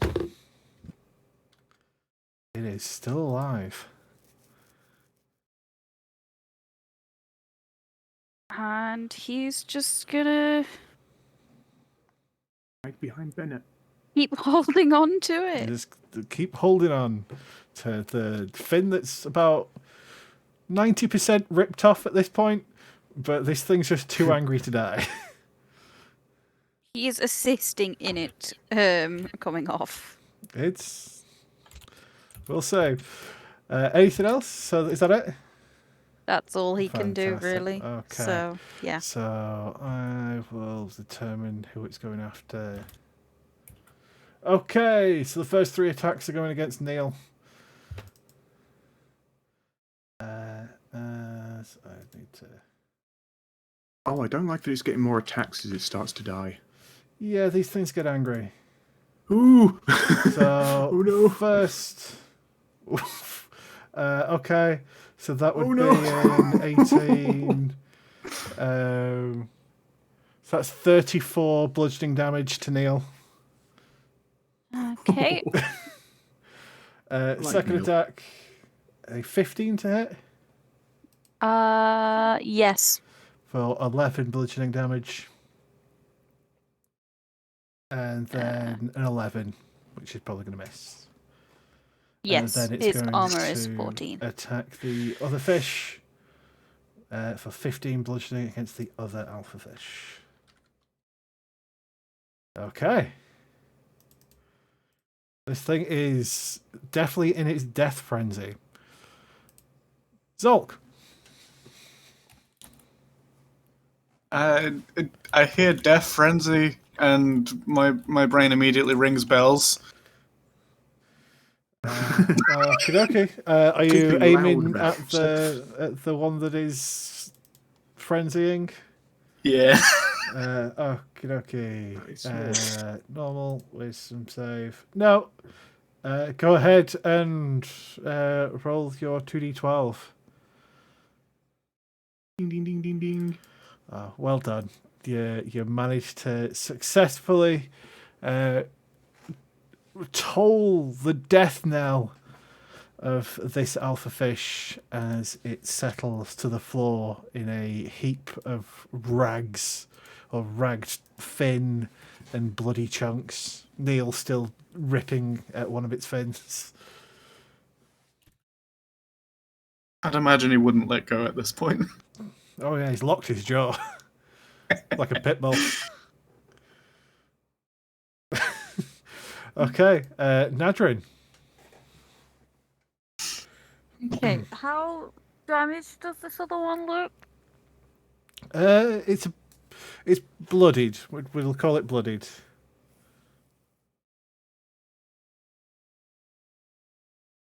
Okay. So I will. I don't want to, like, kill it, because I want Skuttz to be able to send it to Granny. Like, I really, really want it to go to Granny, because I think Granny would absolutely love this fish. A nice little bowl for it. I think I'm just gonna do a simple Eldritch Blast. So that's 2 beams now? Yeah. Yes. So bat and Eldritch Blast is so cool. bat. Although, When I do 1 damage and 2 yeah, damage. mine's too. Yeah. Although this Look at one that. is the one that is made glowy by Neil, so it would be an advantage. So we'll take that as your first one, and then Oh. roll another one at advantage. I forgot I did that. Okay. Let's go again. Hey, 8 there damage we this go. time. Not 2. Hey.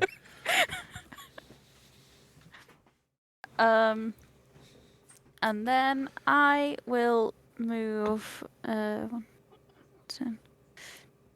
I'll move up to there, just a little bit further away from Zholk. Just away from Zholk. I like this seems crater. unshootable. Yeah, forming around Zolk. Okay, Pogeg. Hogeg whips out his mighty scimitar. He just starts like knocking the sides of the cauldron, shouting sort of like "Lead, lead, lee," making noise. So, Skuttz, does that hit the cauldron while it's stationary? Oh God!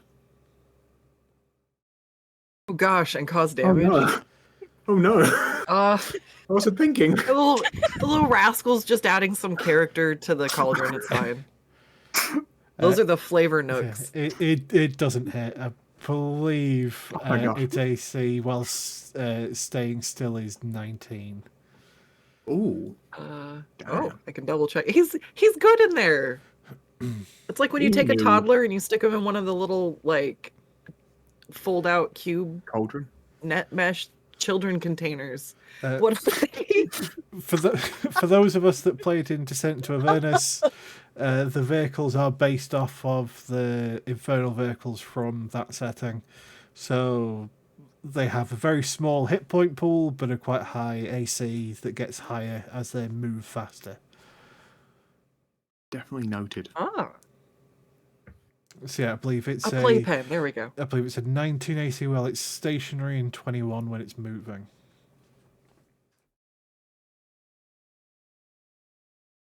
But it is pretty fragile. Okay, Skuttz. All right. How is this one looking? Has it taken any damage, or is it a wriggly little guy? It's doing definitely alright? it's definitely bloodied, but it is also in a frenzy that will probably spit it out a lot of attacks at the nearest creature, which would be you. Okay, then let's dance. Let's try.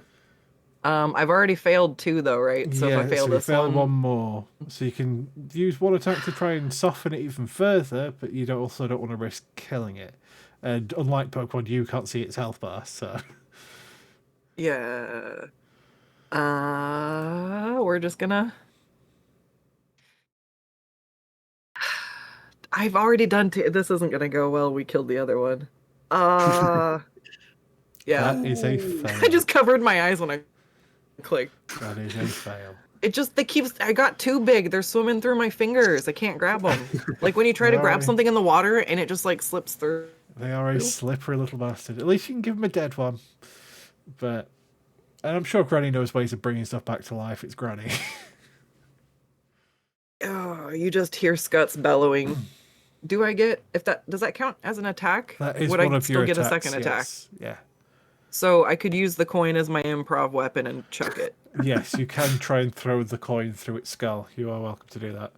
Really want to throw Okay. away some human history right here. All right. So Skuttz is just like super flustered and resorts to her much more coordinated skill of improvising a weapon and throwing it. And it just Okay. It would get an additional 2d10 because of your rage and because of Hype Woman. does it hit? It does hit. It's 24. It's definitely Oh. hit. Oh god, I was There's also- reading my you'd be- athletics. you'd I was like, be oh, at- 10 doesn't hit. You'd be at advantage as well because of Neil. Okay. Oh, shiny. So you're welcome to try and Well- risk a crit as well. All right, we'll roll a second time, and then I'll go ahead and roll the extra 3d10. damage. Close to it, correct? Ooh. Oh, Okay, nice. for 26 damage.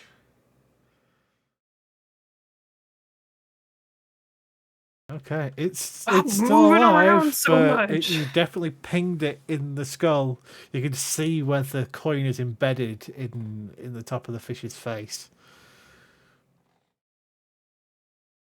All right. And then I guess if it worked once, we'll do it again. She's gonna go and rustle in her bag, but nothing works this time. Yeah, none of those at this point. I'll use my movement speed to give giant Sogeg a thumbs up, and that's my turn. Sort of see through the blood mist. Well, it's the remaining alpha fish, and it is going to attack the nearest creature to it, which is going to be Skuttz. As it will go for 1.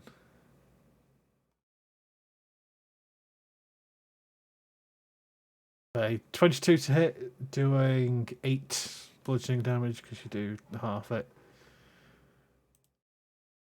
18 to hit, doing 9 bludgeoning damage. 13, which I think will miss. And a 15, which I'm not sure if that hits.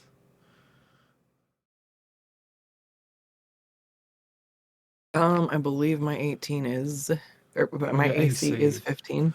So it meets it. Sorry, I'm trying to do math. So additional 6.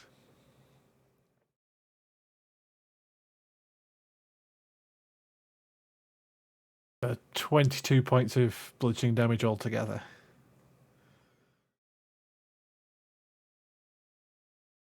Well, the easiest way to work it out is if you actually click on your token and it shows in the green box your health, just click on it and then put in minus whatever I've told you, and then just keep doing that. It will track the total.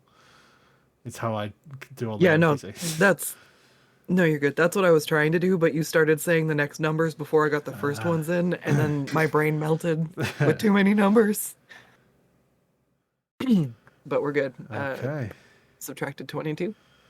Does it take, It does not. or as does it's bludgeoning not? bludgeoning? It's only slashing and piercing? Yeah, only stuff that makes you Okay. bleed, essentially.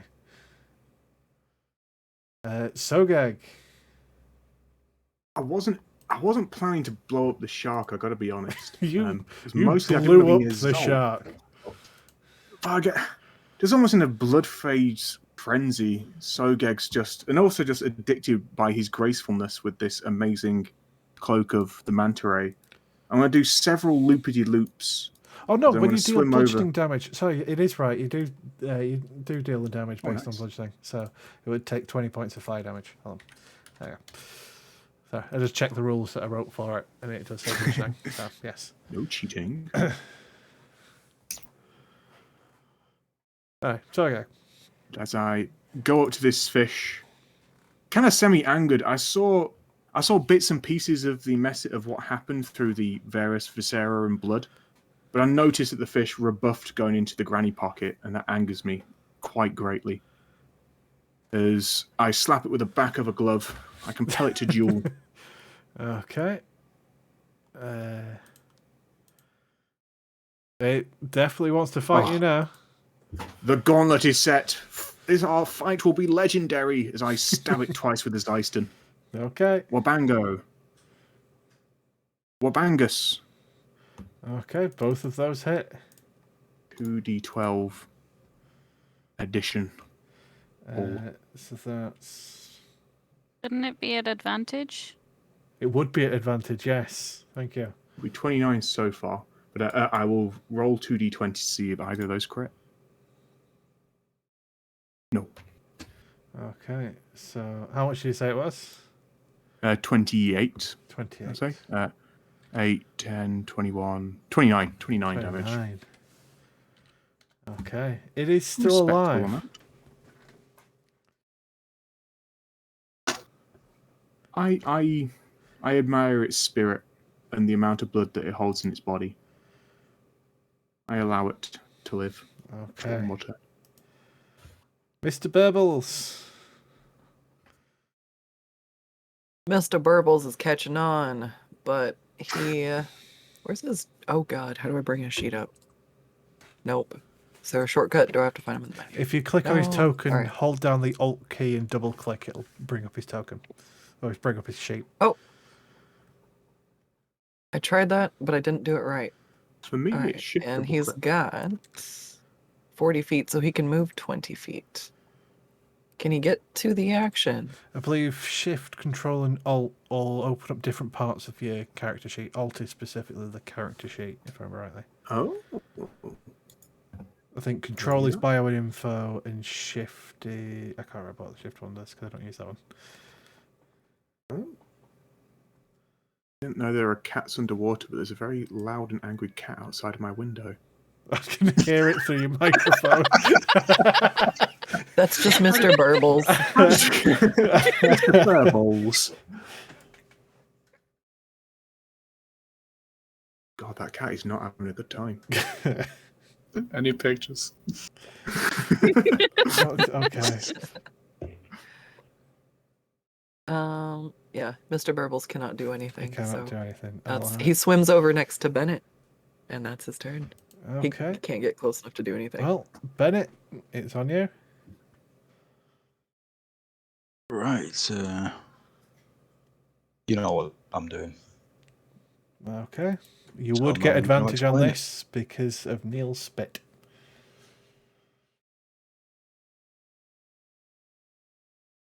Oh, I did click advantage, but it didn't apply. I'll do it again. So that's first one. Well, you've already done... Oh, there it is. There it is. Right. Oh, nice. Okay. Bennett. Oh, Not to be shown up. Okay, so that's 24, 35, 43, 51, 102 damage. Oh my god. Oh my god. Bennett. Please tell me Bennett gets the kill and a sweet, sick, like, fish tat. So you walk towards this, or swim gracefully towards this flailing creature, and very gently and purposefully place just the Soul Reaver just straight through, almost cleaving its soul from its body, as opposed to simply causing damage. I.e., if that had hit normally at full health, I mean, it wouldn't have died, but it would have come very bloody close to it. It would have come very, very close to it. Bennett. So you say 102 damage. 102 damage. Cool. If I needed more than just the one hit point to get back to maximum health, I could have got 51 hit points back off of that. Nice. Bennett. Oh my god.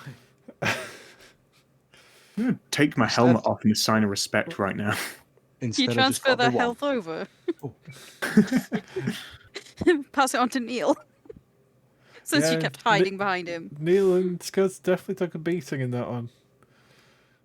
That's, Well, I mean, that's Alex's That's shout if fine. 50 hit points want to be divided up among people. But that's not how the ability works. It is I literally can- Bennett stealing. He's now got a screaming fish on these tattoos of all of the other screaming souls. Nice.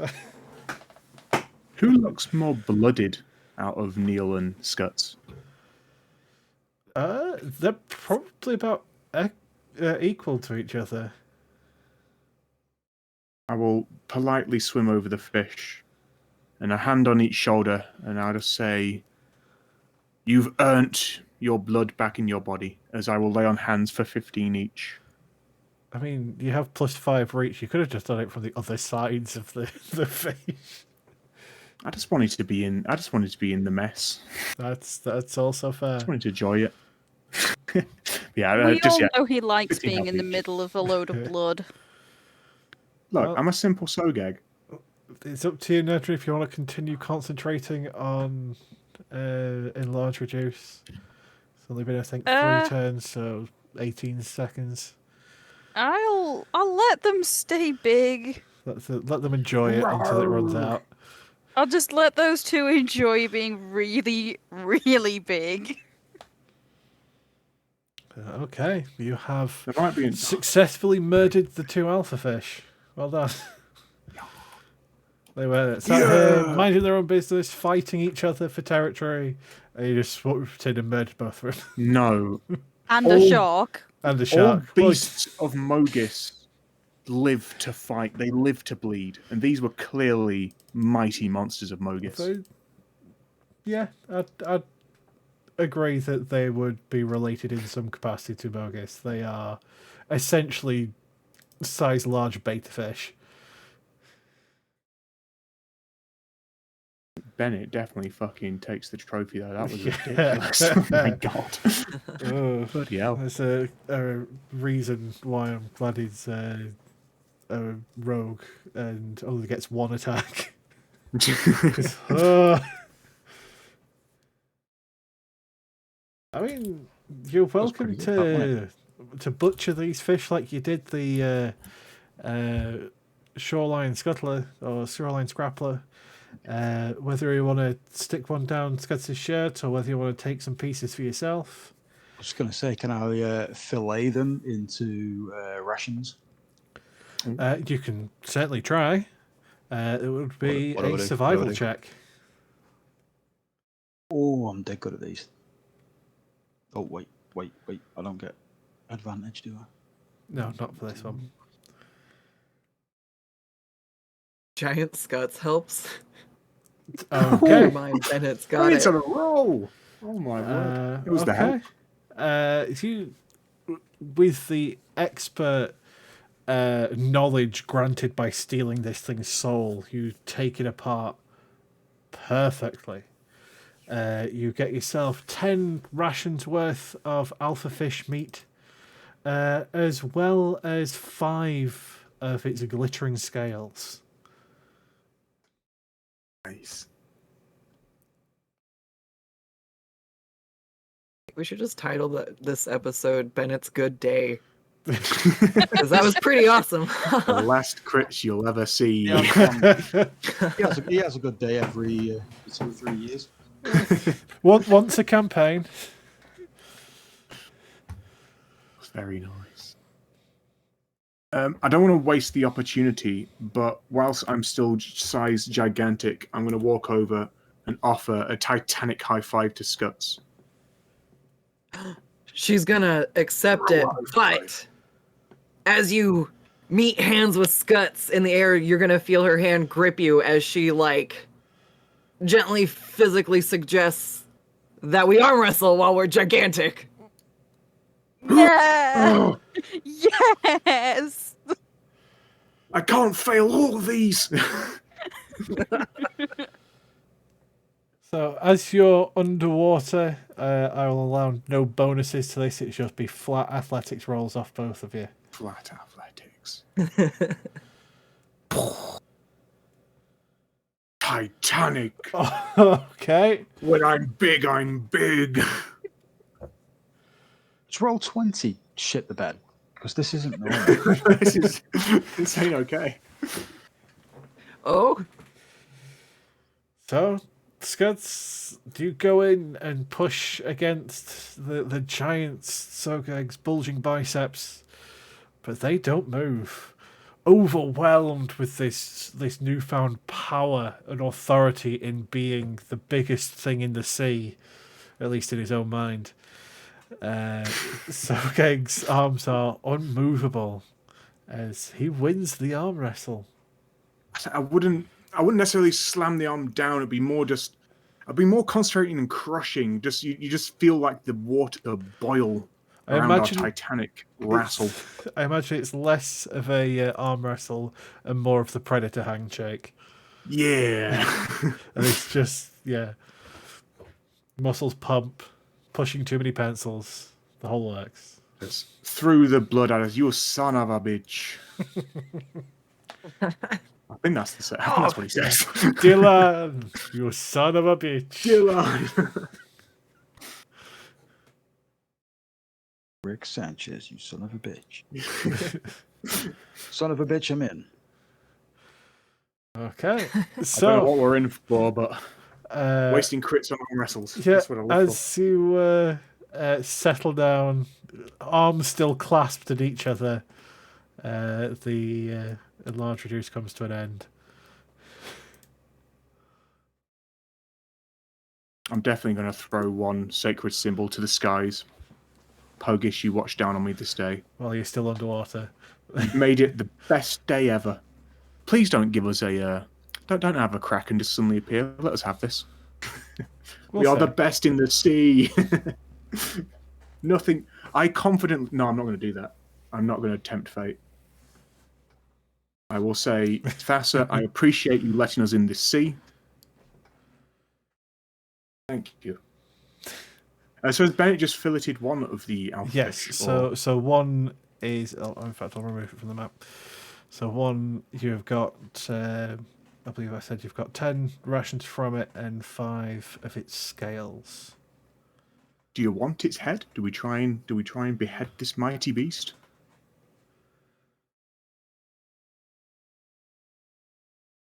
I've already got its head, haven't Oh, that's true. Oh, I should have. Yeah? Scott suddenly realizes she should have Oh, sorry, definitely yeah, of put it course. down her shirt before. There Oh, is a there's one second left. one. There's one left. Yeah, that one wouldn't have gone down your shirt because you still failed to catch that one, whereas the other one you didn't attempt, and it's already dead. So Well, If you Now fail it's to capture this one, Right. Scott takes her shirt off, and the floofiness is floofed as she opens it up like a sack and tries to like stick it over the very large and now dead alpha fish. you the way the granny bag works is you can catch pretty much any size creature in there. It's just that if it's alive, it's going to be a lot harder to catch if it's bigger than you. That magic shirt is it makes its own rules. It doesn't need to obey laws of It's physics. 4-way stretch. It's already a shirt that leads to the other side of a mountain hag's horrifying lair. So I hope Granny likes it. we will put the carcass of an alpha fish in the granny bag.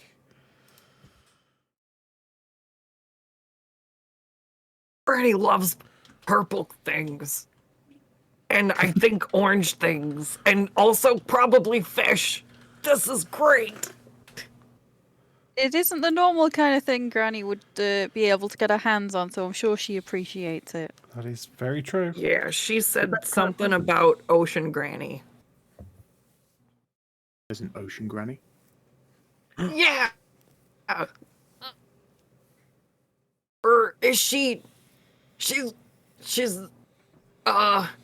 Granny's sister? Is she my auntie? Ocean auntie? I didn't even know I had family. Oh no. As Mr. Burbles just starts jamming and she calm down, Mr. Burbles. We're talking.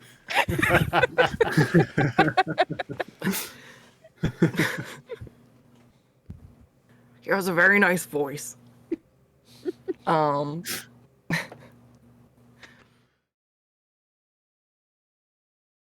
Scott's hearing the clanging of Pogeg and her cauldron. We'll go swim over that way to check it out, though. And see what the rascal's up to. And drive it over. Yeah, is There we there anything you guys would want to continue doing here in this, what was once alpha fish territory and is now just quite fairly barren up until at least the fish realize, or the other fish in the area realize that the alpha fish are dead and can That actually we're come the back king. and not die? It's out of our territory, fish. We need many good dudes flags so we can start claiming our land. Actually, I'm gonna Maybe try that's one- something you can get Pogeg working on. Yeah, I've got the Pogeg the flag Sogeg bearer. flag. I need little mini ones. Very quick. I just want to try something out because I don't know how it'll work underground. I'm going to float gently towards the bottom. I'm then going to raise my finger up high, and I want to use my ring of jumping and see what it does underwater. Okay. So the ring of jumping triples your jump distance. Yeah. Okay. What's your strength? Strength 16. Okay. So it'll be.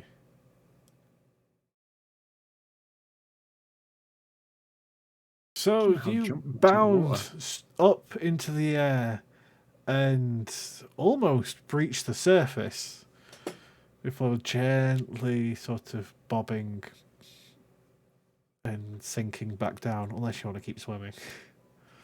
Well, that's just good to know that that works that way underwater. I'm happy. I'm sure that'll make sense I for everyone else why I believe just suddenly disappeared. That gives you a 90-foot jump.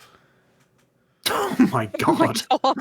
Because I believe it's 10-foot normal, an extra 5 foot for being large, an extra 5 foot for each point of Yes. strength, or for each point of strength modifier. H5, isn't it? Yeah. At least that's how I Sick. did it for Atlas for the Marble Domain, so that's how I'll do it for this one as well. And then yeah, so that would be 30 total, and then tripled. Triple A. Oh, it's beautiful. I have the power in my hand to just instantly kill my character. Such power.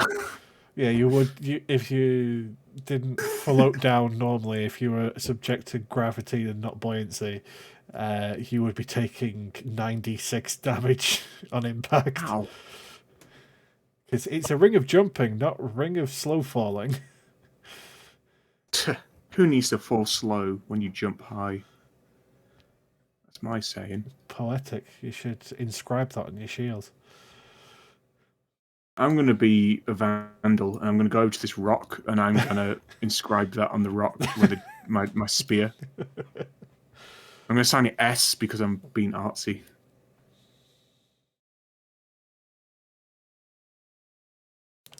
So, anything else anyone wants to do before heading back to the boat, or are you just heading back to the boat?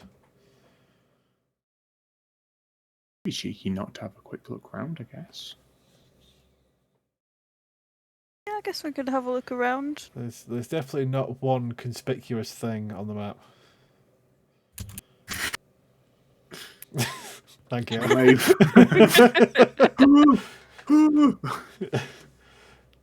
Is about buried half deep in sand does seem to be a very heavily barnacled treasure chest. Oh. We should have picked this up while we were huge. That would have been a good idea.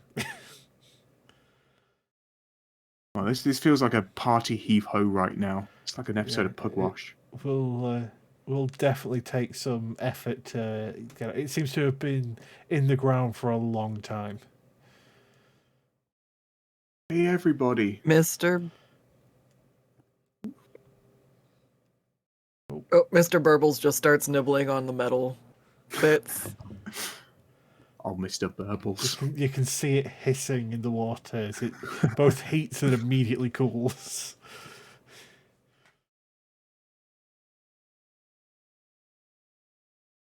We have a party epithet that would help us. The one we've got equipped is good dudes. I don't know how We good could- ogres are at swimming. We could drown a bunch of ogres! No! Oh, the joy in your voice saying that. One end of Farron We can Cast, drown that'd be so sad. ogres!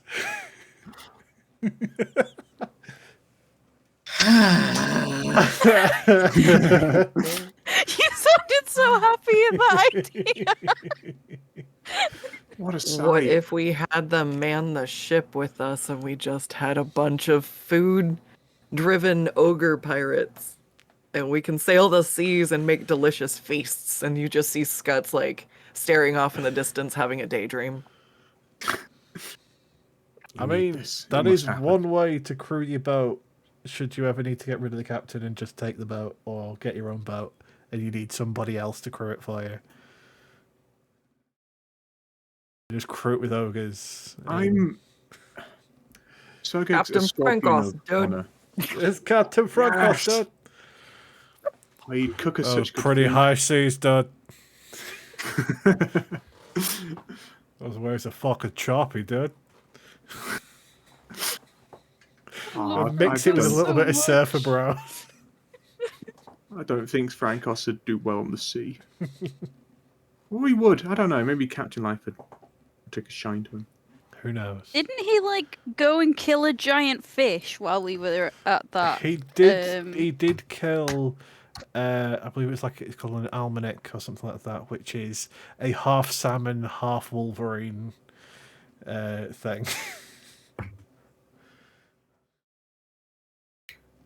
What a dude. Right. Well, attempt to pick up this cursed chest. Okay, make an athletics pick check. up. Is anyone else helping? Mr. Burble. It would be a disadvantage thanks to Zholk. Thank you for reminding me, Zholk. I point to a rock. I point to a rock. As I sort of like roll up my sleeves and I ready my mighty athletic epithet, I will point to a nearby rock and say, Zholk, don't you embarrass me. But I would have already attempted so. Oh. I'm pretty good at this game, you know. It's a disadvantage.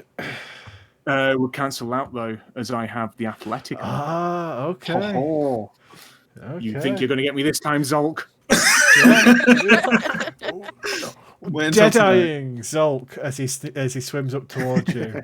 You heave the chest free, and you can see debris raining from the sides as you do have to break a lot of the coral and stone that has built up around it.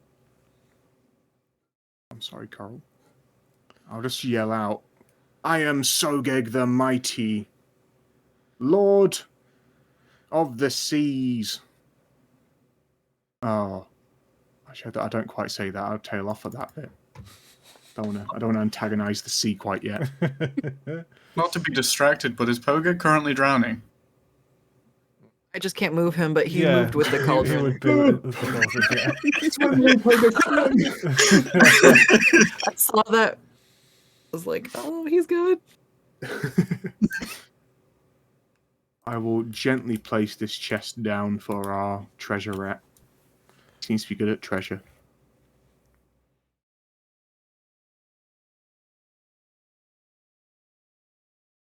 I suppose this means you want me to open it in case there's problems. No. Well, it's definitely not a mimic because Sogeg picked it up and it didn't attack him. So it should be fine. I hide behind Zholk. I've seen nothing going wrong other than it just being sealed shut. If you need my guns, you know where to call. You haven't beat me in an arm wrestle yet. Oh, you think? You think? Sogeg just changes the topic real quick. So hey, why don't we open this chest? Hey, what's going on over here? Alright, guinea pig it is. I'll open the box. It's locked. I brush Zholk aside. Okay, Zholk, when you need a king, you call.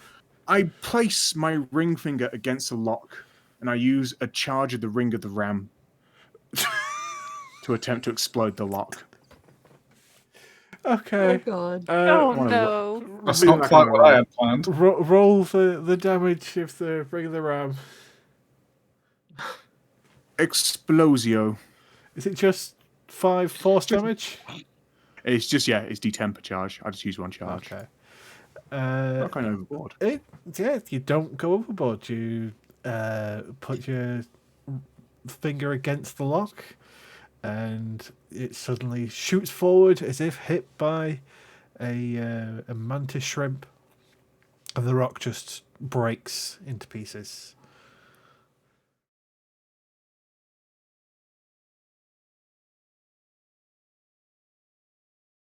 Oh, Sogeg, I didn't know you had lock exploding magic. That was cool. We kings of Akros have many an ability. Exploding locks is just one. There's your. I want Sogeg to get a lock picking epithet. I'm Just so good explode at picking them. locks. Can you believe it that all the buildings in Akros have broken doors? We don't know why, but our lock-picking skills they only work once. My immediate thought for that epithet would be you can use a Ring of the Ram as thieves' tools. Oh my I god. just see that. That's what it is. Rings of the Ram count as Oh my thieves' God. tools for you. We need a stealth section with Sogeg sneaking, exploding. How do I disarm this trap? Bang! Oh my god. We need another Zholk and Sogeg excursion. Okay. Are you opening this strange chest? Now that it is unlocked? It can't be rigged now, can it? Nothing bad can happen with a chest when you open it. Okay. You open it to reveal a great light as dozens, hundreds of gems, gold, and all sorts of treasures hide inside, lit by candles that seem to burn even though they're underwater. Beautiful. We're rich.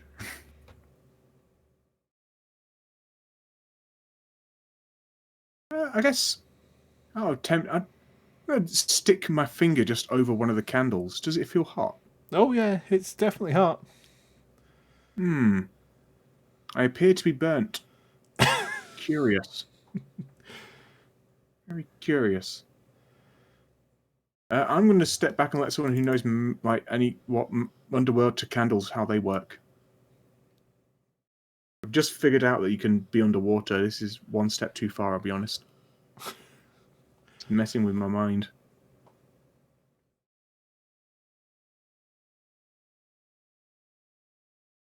I'll go over and have a look, but I'm not so great with understanding why magic do the thing. That is fair. Make an Arcana check. Yeah, I'm really bad at this.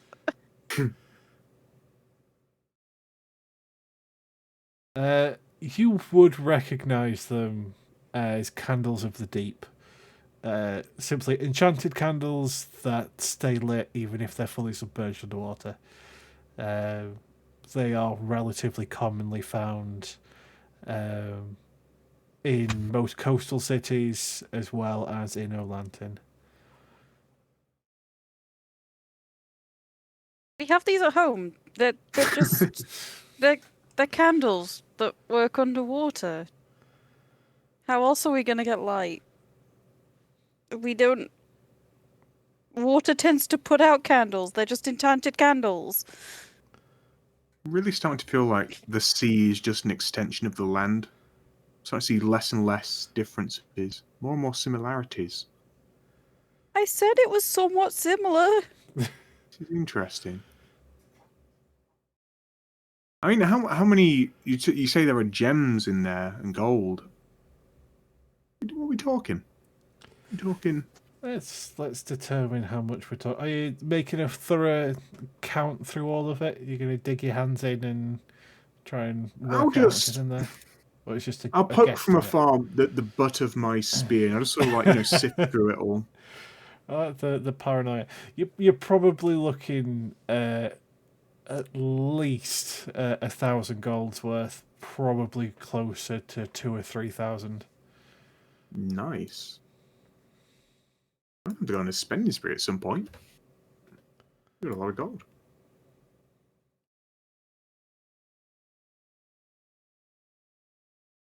There's 5 candles of the deep, sort of along where the hinge would be on this chest, sort of as if very specifically placed almost like to enhance the look of everything inside. Just look beautiful. Okay, I'll spring the trap. I'll put my hand in. Yeah, you put your hand in and it's full of gold. Well, that's cool. I'll rummage around a little bit as well. Is there anything underneath the gold? Just way down to the bottom base of the chest is not trapped. Okay, I guess.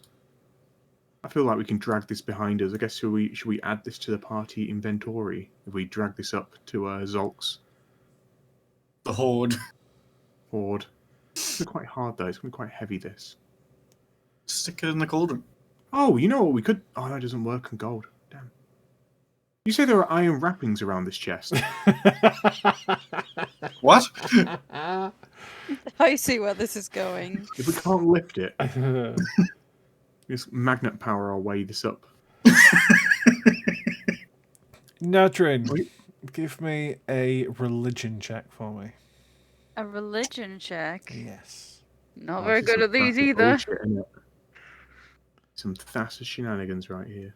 Yeah, you get the feeling, or sort of the reminder of just the tenets of Thassa.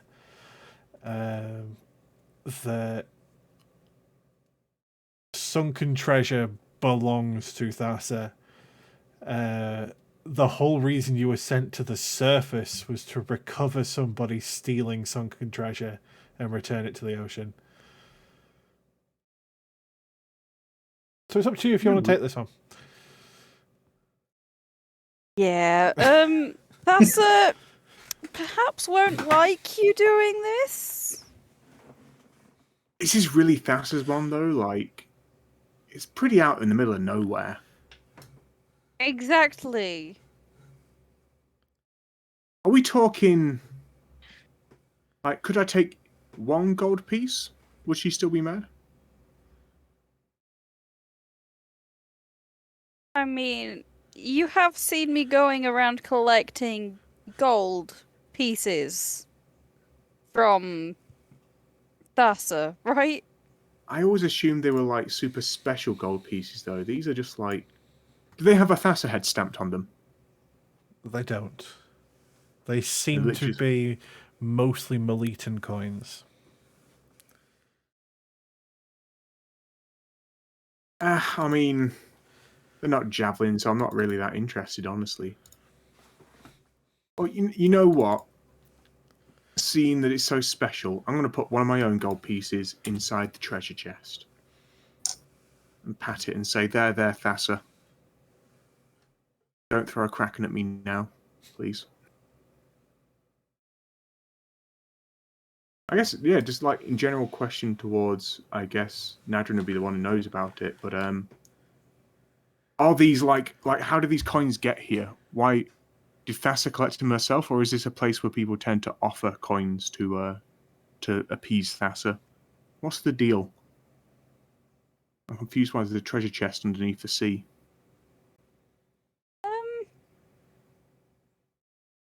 I suppose once treasure ends up in the sea, it is then counted as Thassa's.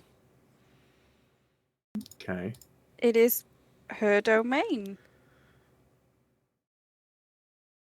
I care not for the pious people, but I do respect Thassa's gigantic trident. Biden. I've got double vision. Only on one side, though. Quadrant. It's just a giant fork at Just that a giant point. fork. Well, it's actually, you know, the middle bit on my helmet that goes between my eyes. I can just about see it. It makes everything look like it's got one more fork. So your I Goblin don't- Biden is actually just a normal spear. I think it's so good.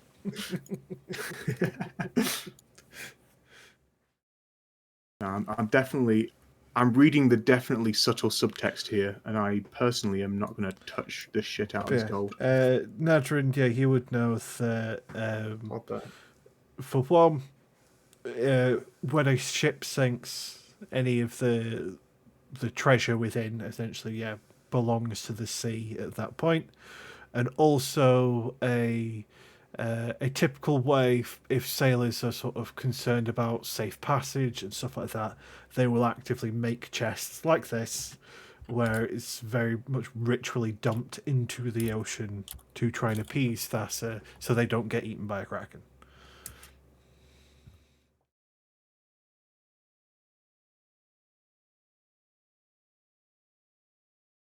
So you get the feeling this is one of those, considering it had ritual candles inside. Yes. Well, now we've found that. I'm gonna bury it. Yeah, Zholk Respect has, your choice. Zholk has made this hole. so you're dumping the chest back in the hole. I'm gonna properly bury it so it can't be taken by anyone else. How respectful. Yeah. That's a nice idea. Not that I wouldn't want chaos to be placed on someone else, but you know. Okay. It's just that we've all seen a kraken already. I'd rather not see another. Are you sure though? Leave that. Leave that there. Unless it's tameable kraken, no. Yeah, we'll see. Extra nice to Thassa. Let's all start saying really nice things about Thassa. Ain't she swell? He really is. So now that you have returned the chest to its burial place, are you heading back up to the boat, or is there something else you'd want to investigate while you're down here?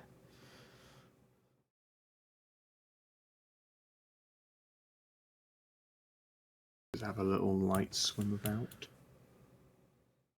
Ooh. It's beautiful.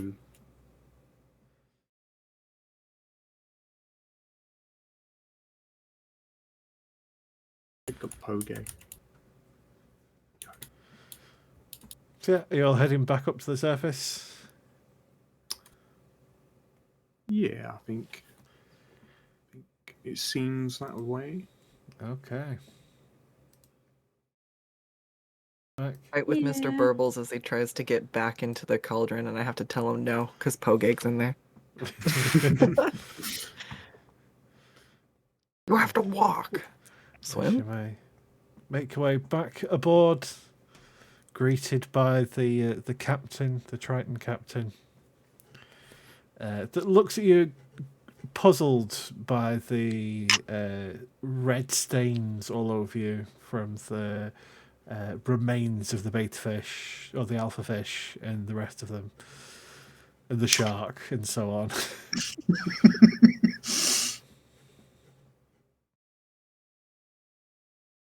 Gonna get back in the boat. Hey, so them fish. Yeah, summoned the shark. Killed the shark. Killed the fish. Everything's good. Had to be done. He just looks at you slack jaw, kind of. I can't quite tell if you're messing with me or not. I know the sea can be a strange place, but and I know that we can communicate with sea creatures, but summoning sharks and blowing them up, that's tall tales even for Theros.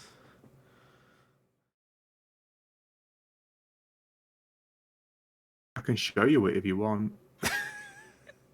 Come here, Poge. I've got a fantastic practical joke for him. I'm going to walk up to the captain. I'll put my heart say, you gotta believe it was a mighty fight. But that isn't the best part. We found this really cool treasure chest. And it had thousands of gold pieces in it. And so we took it all and we brought it up here onto your boat. Wait, what did you do? And I just pat him slightly a bit too, sort of, strongly on the back, and just start laughing. Oh. No, we didn't really. Got pranked, kid. That's what we call in Akros a joke. That would have been a huge mistake. There is a reason I don't want to be back out here.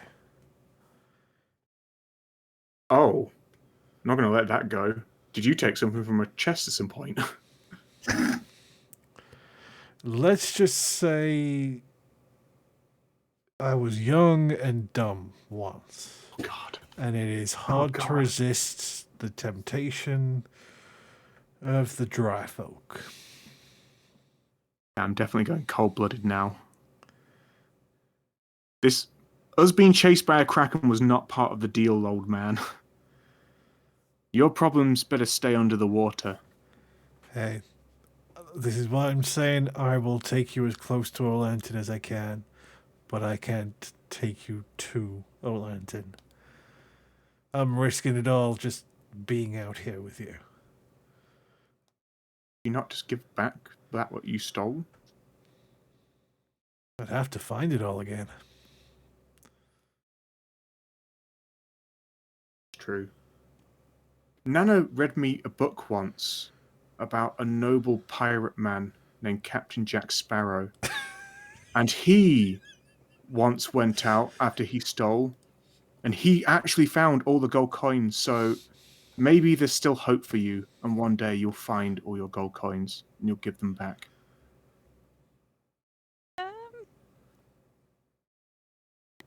Just gonna go.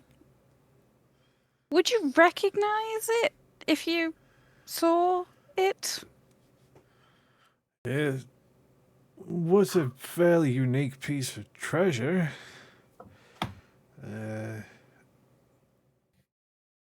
But I would definitely feel the guilt upon laying eyes on it once again. I'm just gonna get the pieces out of what I was tasked to bring back. It wouldn't happen to be any of these, would it? He immediately rushes over to you and closes your hand and sort of very hurriedly pushes it back towards your pockets. What in the fuck are you doing? Returning this to her. Are you trying to get us all killed? She asked me to find and return these. I'm going to find an appropriate place and leave them for her. Find and return me as well, by the looks of it. Fuck. Well, we're committed now. I'm not exactly going to be swimming back. You can try if you want. We've got rope. Got him. Well, I'll make good on my deal. And who knows? Maybe the ocean will forgive me for whatever happens. He returns to the front of the boat to start directing as the anchor's pulled back up and sail is set once again. Try and cheer him up. I'm going to walk up to him and tell him a tale and say, my good friend, I think, in my home of Akros, those who besmirch, who betray their deity, their patron and their king, we butcher them, then hang them on great stakes. I like to think of my beautiful home as being a kind of opposite to the sea. So surely that means that Thassa would welcome you back and understand your failure. Thassa's not the forgiving type. She's the one to wait. The infinite patience of the sea.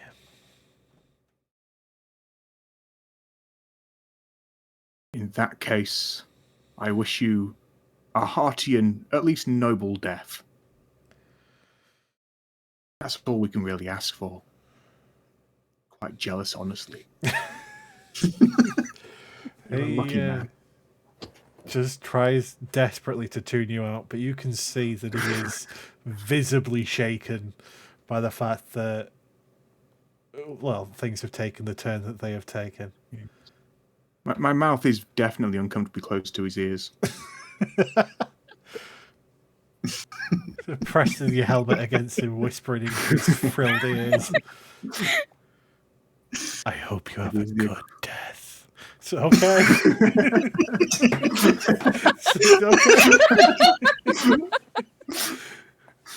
Oh, if Pogeg 2 was still alive and in hag form, I'd Oh, definitely God. be having a whisper in your ear. Well, no, because even in red cap form, he had two heads, so you could do stereo of him.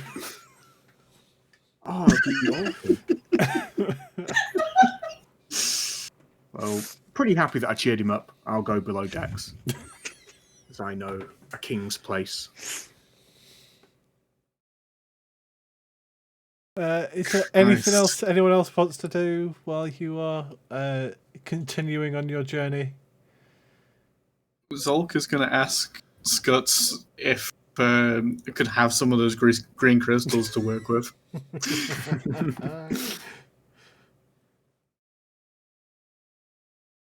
Oh, how many? She rumbles around in her bag. That depends on how much chaos you want. 2 chaos, please, as she drops 2 of the crystals into your hand. All right. He'll go and scurry into the bottom of the deck and start ritual casting Identify on them. Okay. So while he's identifying, is anyone else doing anything? Rowing like a king. Hard rowing? Yeah, getting our reps in. Getting the reps in. So, Zholk, 10 minutes pass as you focus on these things, and they are indeed shards of Titan blood. Titan blood? Oh, sorry, Titan stone, Titan blood. No, I called it Titan's blood. Yeah, I did call it Titan blood in this. I can never remember. So, while they don't have any magical use in this form, you would remember from the days at your home warren under the service of whatever evil clan leader you had, most of the rat folks sort of drive, and why they burrow so deep and so wide is to try and find deposits of this stuff. It is more coveted than anything else in their society. Oh. Plans upon plans. I'd ask for either a history or arcana check to get further information on either how to use it, arcana, or the history of it and why it's so coveted with history. It's a rock. It is a rock that, if put in the right places, makes things do things. For example, the fact that there are several embedded in your skull helmet makes it shoot lightning. So you get the feeling that with the right amount, in the right way, with the right build, you can get things to start getting chaotic. What if I just tied one to the bottom of my screaming bell stick? You comparing, now that you've seen raw Titan blood, the whatever the middle bit of a bell is, the clangy bit, that I can't think of the actual name of. I want to keep calling it Clanger, but those are the moon people. But that is a solid piece of Titan blood. Oh, right, okay. I believe I actually neat. put that in its description as well. Screaming Bell. Yeah, the Bell's Clapper is a strange green crystal that crackles with unknown magic. That was the hint. It's a clapper? It's called a clapper, apparently. I prefer clangy bit. Like I said, the clangers, they live on the moon. For Clanger. Mate, you've got to errata that to Clanger. Fine. Demand it.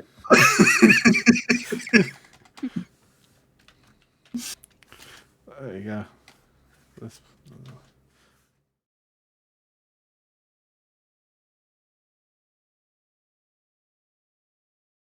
Yeah. There we go.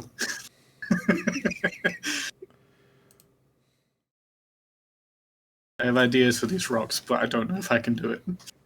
Yes. There is already Titan blood infused into the clanger of your bell. You can try and install more if you want to. I'm going to wait until I can find a blacksmith. Oh, Skuttz is super interested in trying to, like, rookie blacksmith some of them onto your stuff. It's more I'm going to need raw metal for making something different. Okay. But you have gold and I have a smelting burb. Oh, Oh, and we a make- cauldron. can we try to make a rattling gun?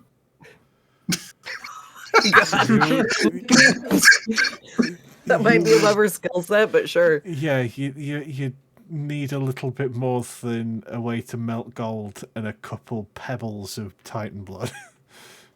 We'd have to probably wait till we get back to land, but If you've ever What if- seen the actual model for a rattling gun, they are two-man teams as well, so you'd need somebody else to carry your ammo.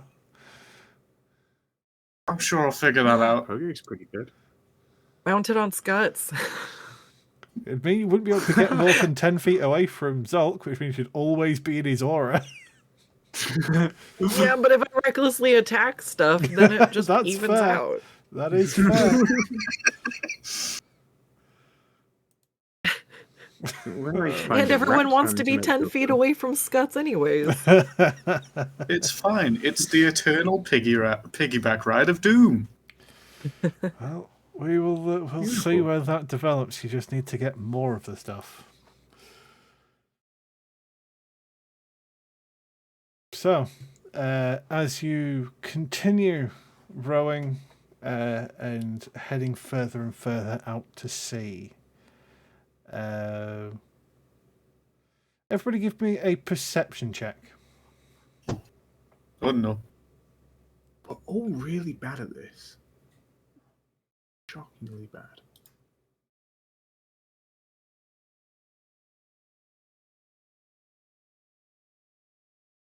Out of interest, would I potentially be at disadvantage because I'm underneath the decks?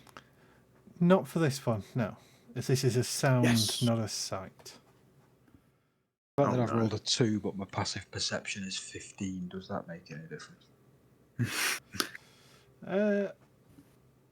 Yeah, let me know if your passive perception is higher than what you've rolled. Much, much higher than what I rolled a 2. No. Mine's 9. So, Sogeg and Bennett, you would hear strange whistling and clicking coming from outside of the boat. Does it remind us at all of any sound we've heard previously, perhaps outside of a half-submerged city?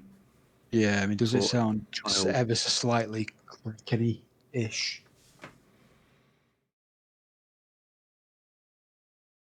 So, what do you think it sounds like? Oh, I mean, I'm asking, does it sound like any sort of a bit crackeny? It does I'm not trying to sound remember. like a kraken. It's like a high-pitched whistle, followed by sort of several rhythmic clicks. It's a group of mermaids about to start a cappella chorus.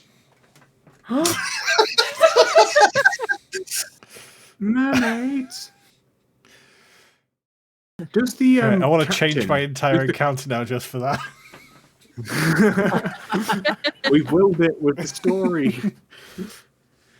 Does What, the sirens? captain? Does the captain respond at all? Uh, Is he cool? he does not. He, at least at first glance, just by looking at him, he does seems to still be stood at the bow, staring out over the water, gripping tight to the edge of the boat.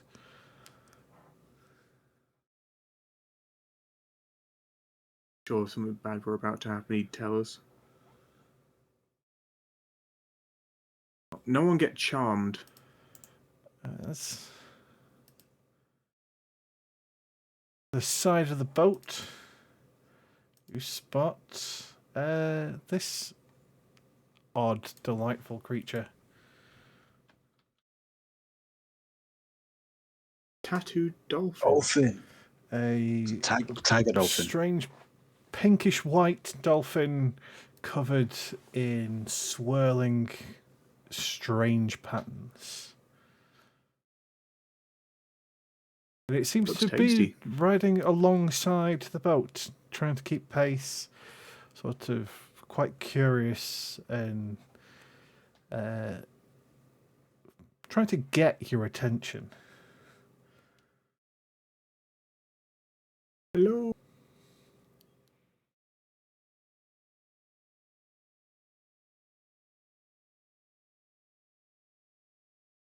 So, Hey, Sogeg, I think you should talk to it.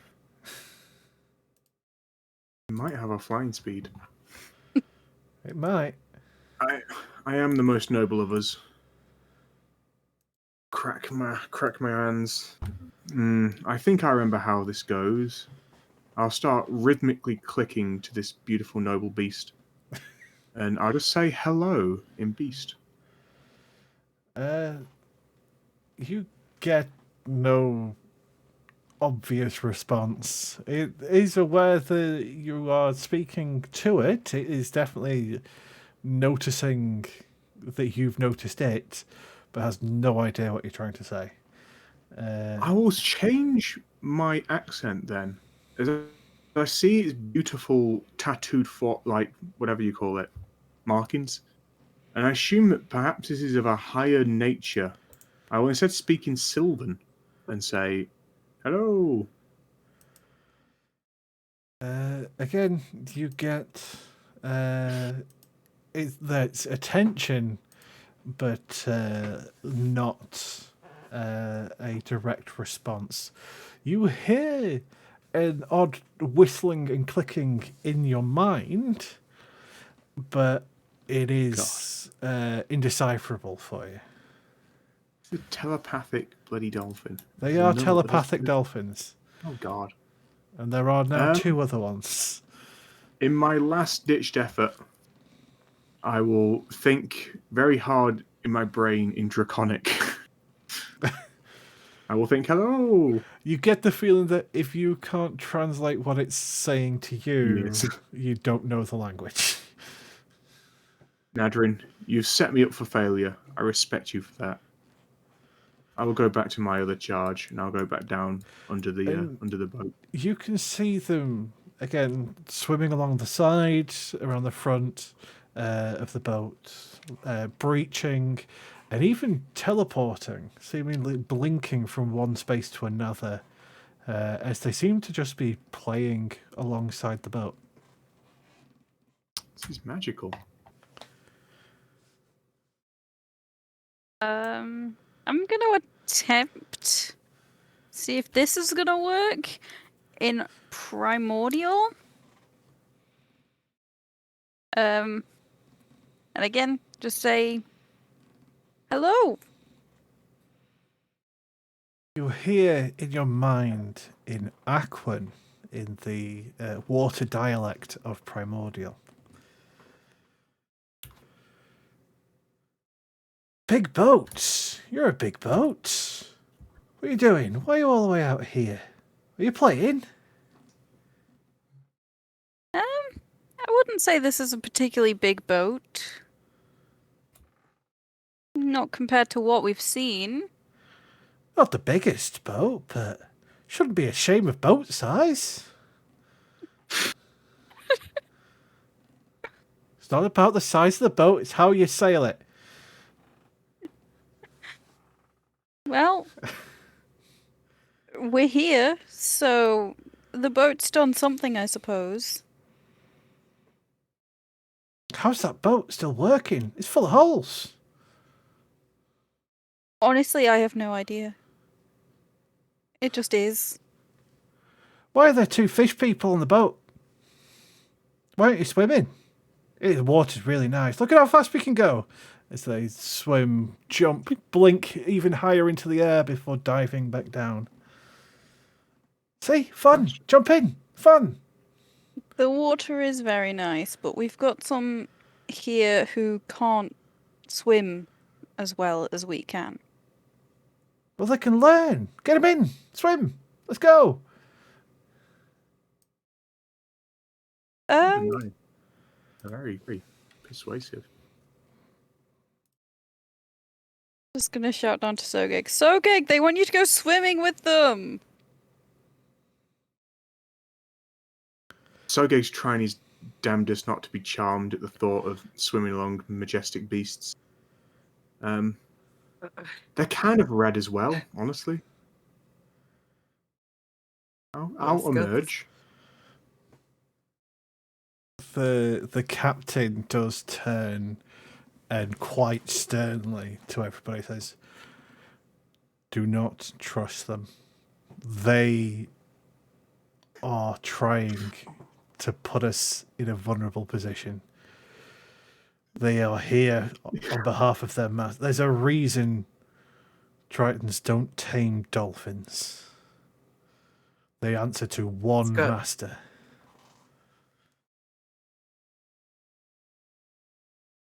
Who's that? Skutt's clinging off the railing of the deck. Probably just holding on to one of the oars. Just She speaks primordial, so she's already chatting with the other dolphin, having the same conversation. She's on board, so. Bennett wants to yell at Skuttz to get back on board the boat, so I'm rolling intimidation to see if that does anything. oh, Oh, does Bennett's shouting at you, Skuttz. oh Don't trust them. Get back on the boat.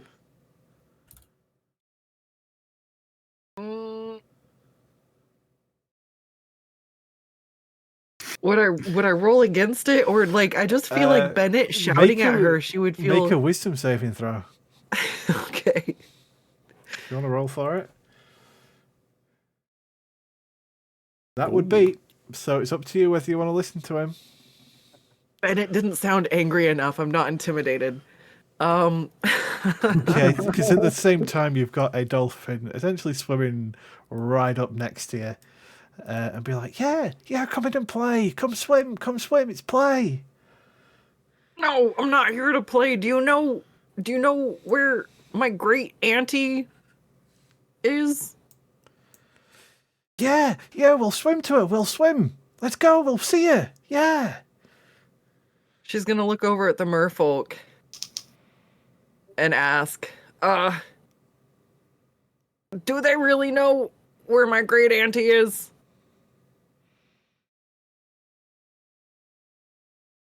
These dolphins suffer no master other than the mother of the deep.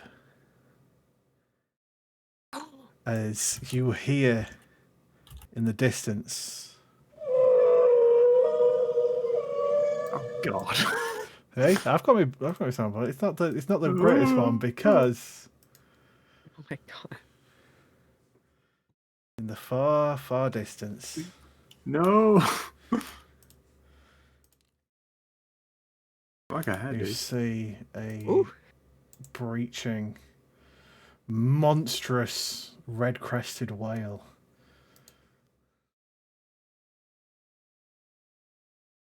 I didn't want to throw the evil roar in until it got close, but now that you can see it and you can brace yourself.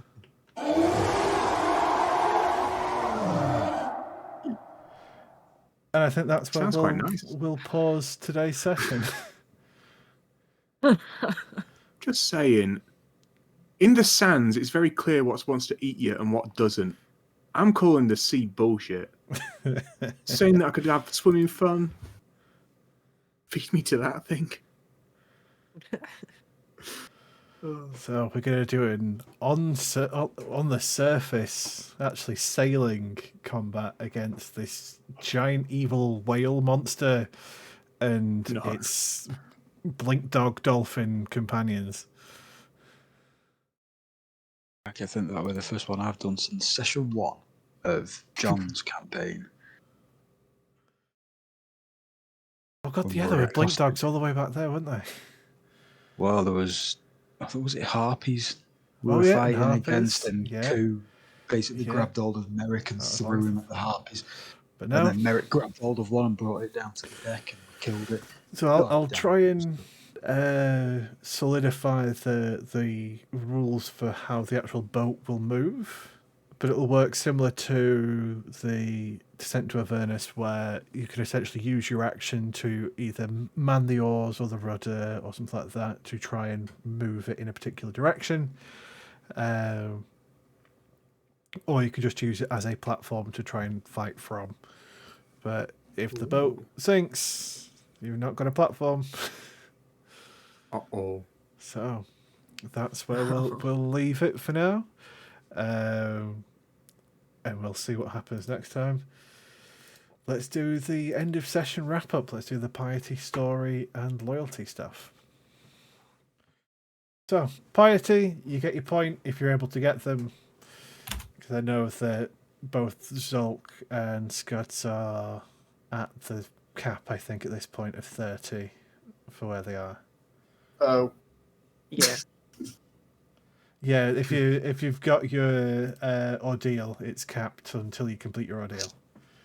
we'll just move that down to 30 then.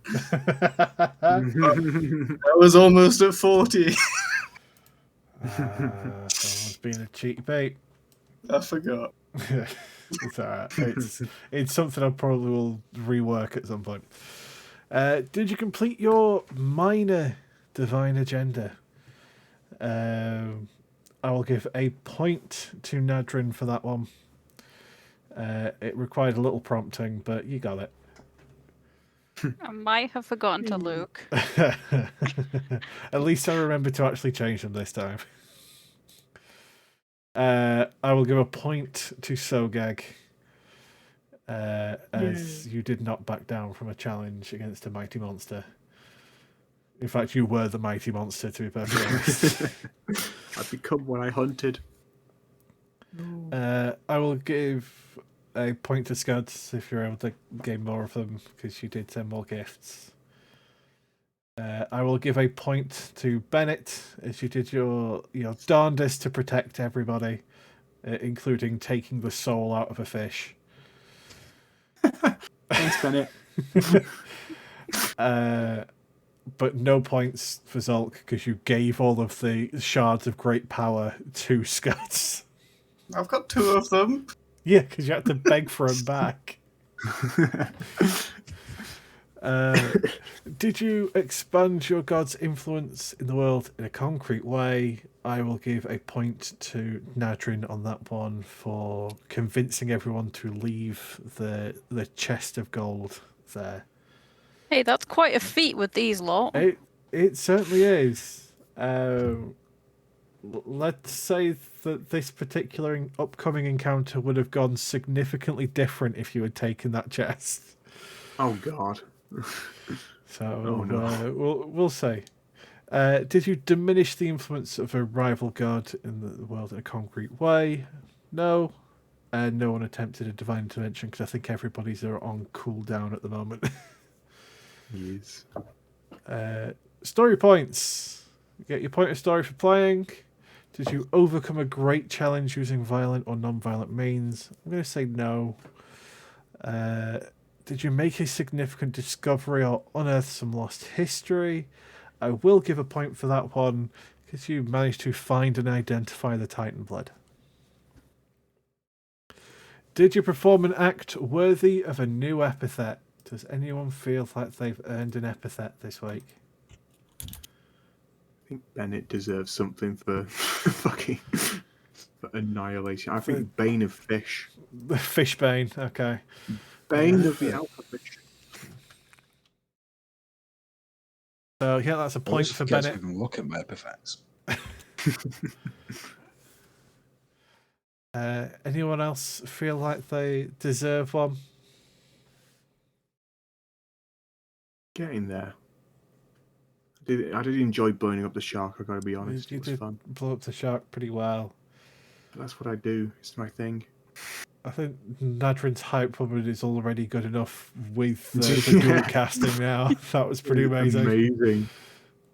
That's so I said good. I was gonna do it. I think we pull off those sort of things again, but in a bigger.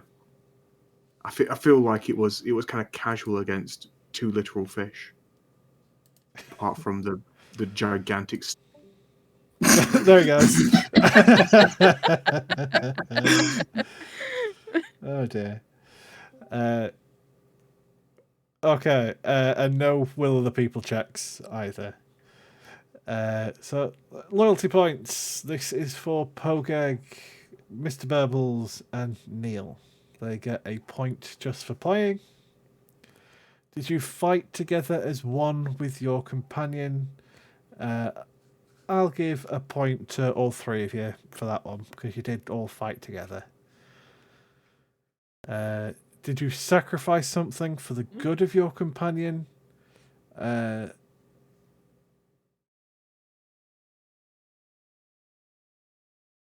I'll give a point to both Mr. Burbles and Pogeg for that, for the making sure to save him from drowning after he popped his own bubble like a minute or two after he was given it. That's supposed to last 24 hours. Not to narc myself, but I'd almost argue that if I got that point, I shouldn't get the fighting point, just because he did immediately pop his bubble and not fight. That is actually fair. Yeah, we'll swap the two around for that one. Did your companion perform an incredible action? I kind of want to take a point away from Pogeg for popping his own bubble. I think he does deserve it. It was pretty pathetic. But no points for that one. And did your companion remain in good health? I will give a point to Pogeg, a point to Mr. Burbles, and I'll have Neil lose a point for taking a lot of damage. He did take a lot of damage. He did get hurt. He did well. So, remember you get your new rewards for Piety, Story, and Loyalty at 3, 10, 25, and 50. So let me know if you've crossed any of those milestones. Still need to sort out the companion boon for Neil, Mr. Burbles, and Pogeg if you want to change the Pogeg's one or wait till level 10 or loyalty 10. And yeah, with that, thank you everybody for playing. Thank you everybody on the stream for watching. Thank you to where was it? I need to scroll up in the chat. Scohen's Tavern for the raid beforehand. I'm sorry we couldn't call it out when it happened. Yeah, thank you so much for the raid. We appreciate it. Normally there's an explosion of emojis, but unfortunately when we record our sessions, I turn that off. Yeah, we do take a bit serious for D&D, but it is still all super appreciated. I have been making sure to have Skuttz' chat open while I'm running as well, so I can see everything, even though I can't really call it out mid-game because I don't want to, throw the pace of the game off. But yeah, thank you to everyone for commenting and watching along. I've made sure to capture my audio this time, so while last session has been lost, this will be being uploaded to my YouTube as soon as we finished. So that should be all right. All right. Thank you, everybody, so much for watching. It was another great Thursday. We'll be back next week, same time, 11:30 a.m. Pacific Standard Time. And what time over there? 7 p.m.? 7:30 GMT. 7. There we go. We'll be back next Thursday for more chaos. And I'm currently streaming Pokemon Nuzlocke on Tuesdays. We're doing Soul Silver, and I'm trying not to fail my chat with their Pokemon dying. So it's pretty intense. There's a steep learning curve. It's great. Okay, playing it everybody randomized as well, so just to go in Oh, extra hard God. mode. It's been really fun to Oh. watch. It has been great fun to watch. Ads. Oh no. Oh. Why right at the end? I'm trying to work them out. They're supposed to tell me when they're going to happen, but it's not functioning on my side to be able to pause it. All right. Well, we'll keep work those nailing kinks the out kinks as we can, yeah. Yeah. Everybody take care. Have a good one, and we'll see you next time. Bye. Goodbye. Bye. Boy.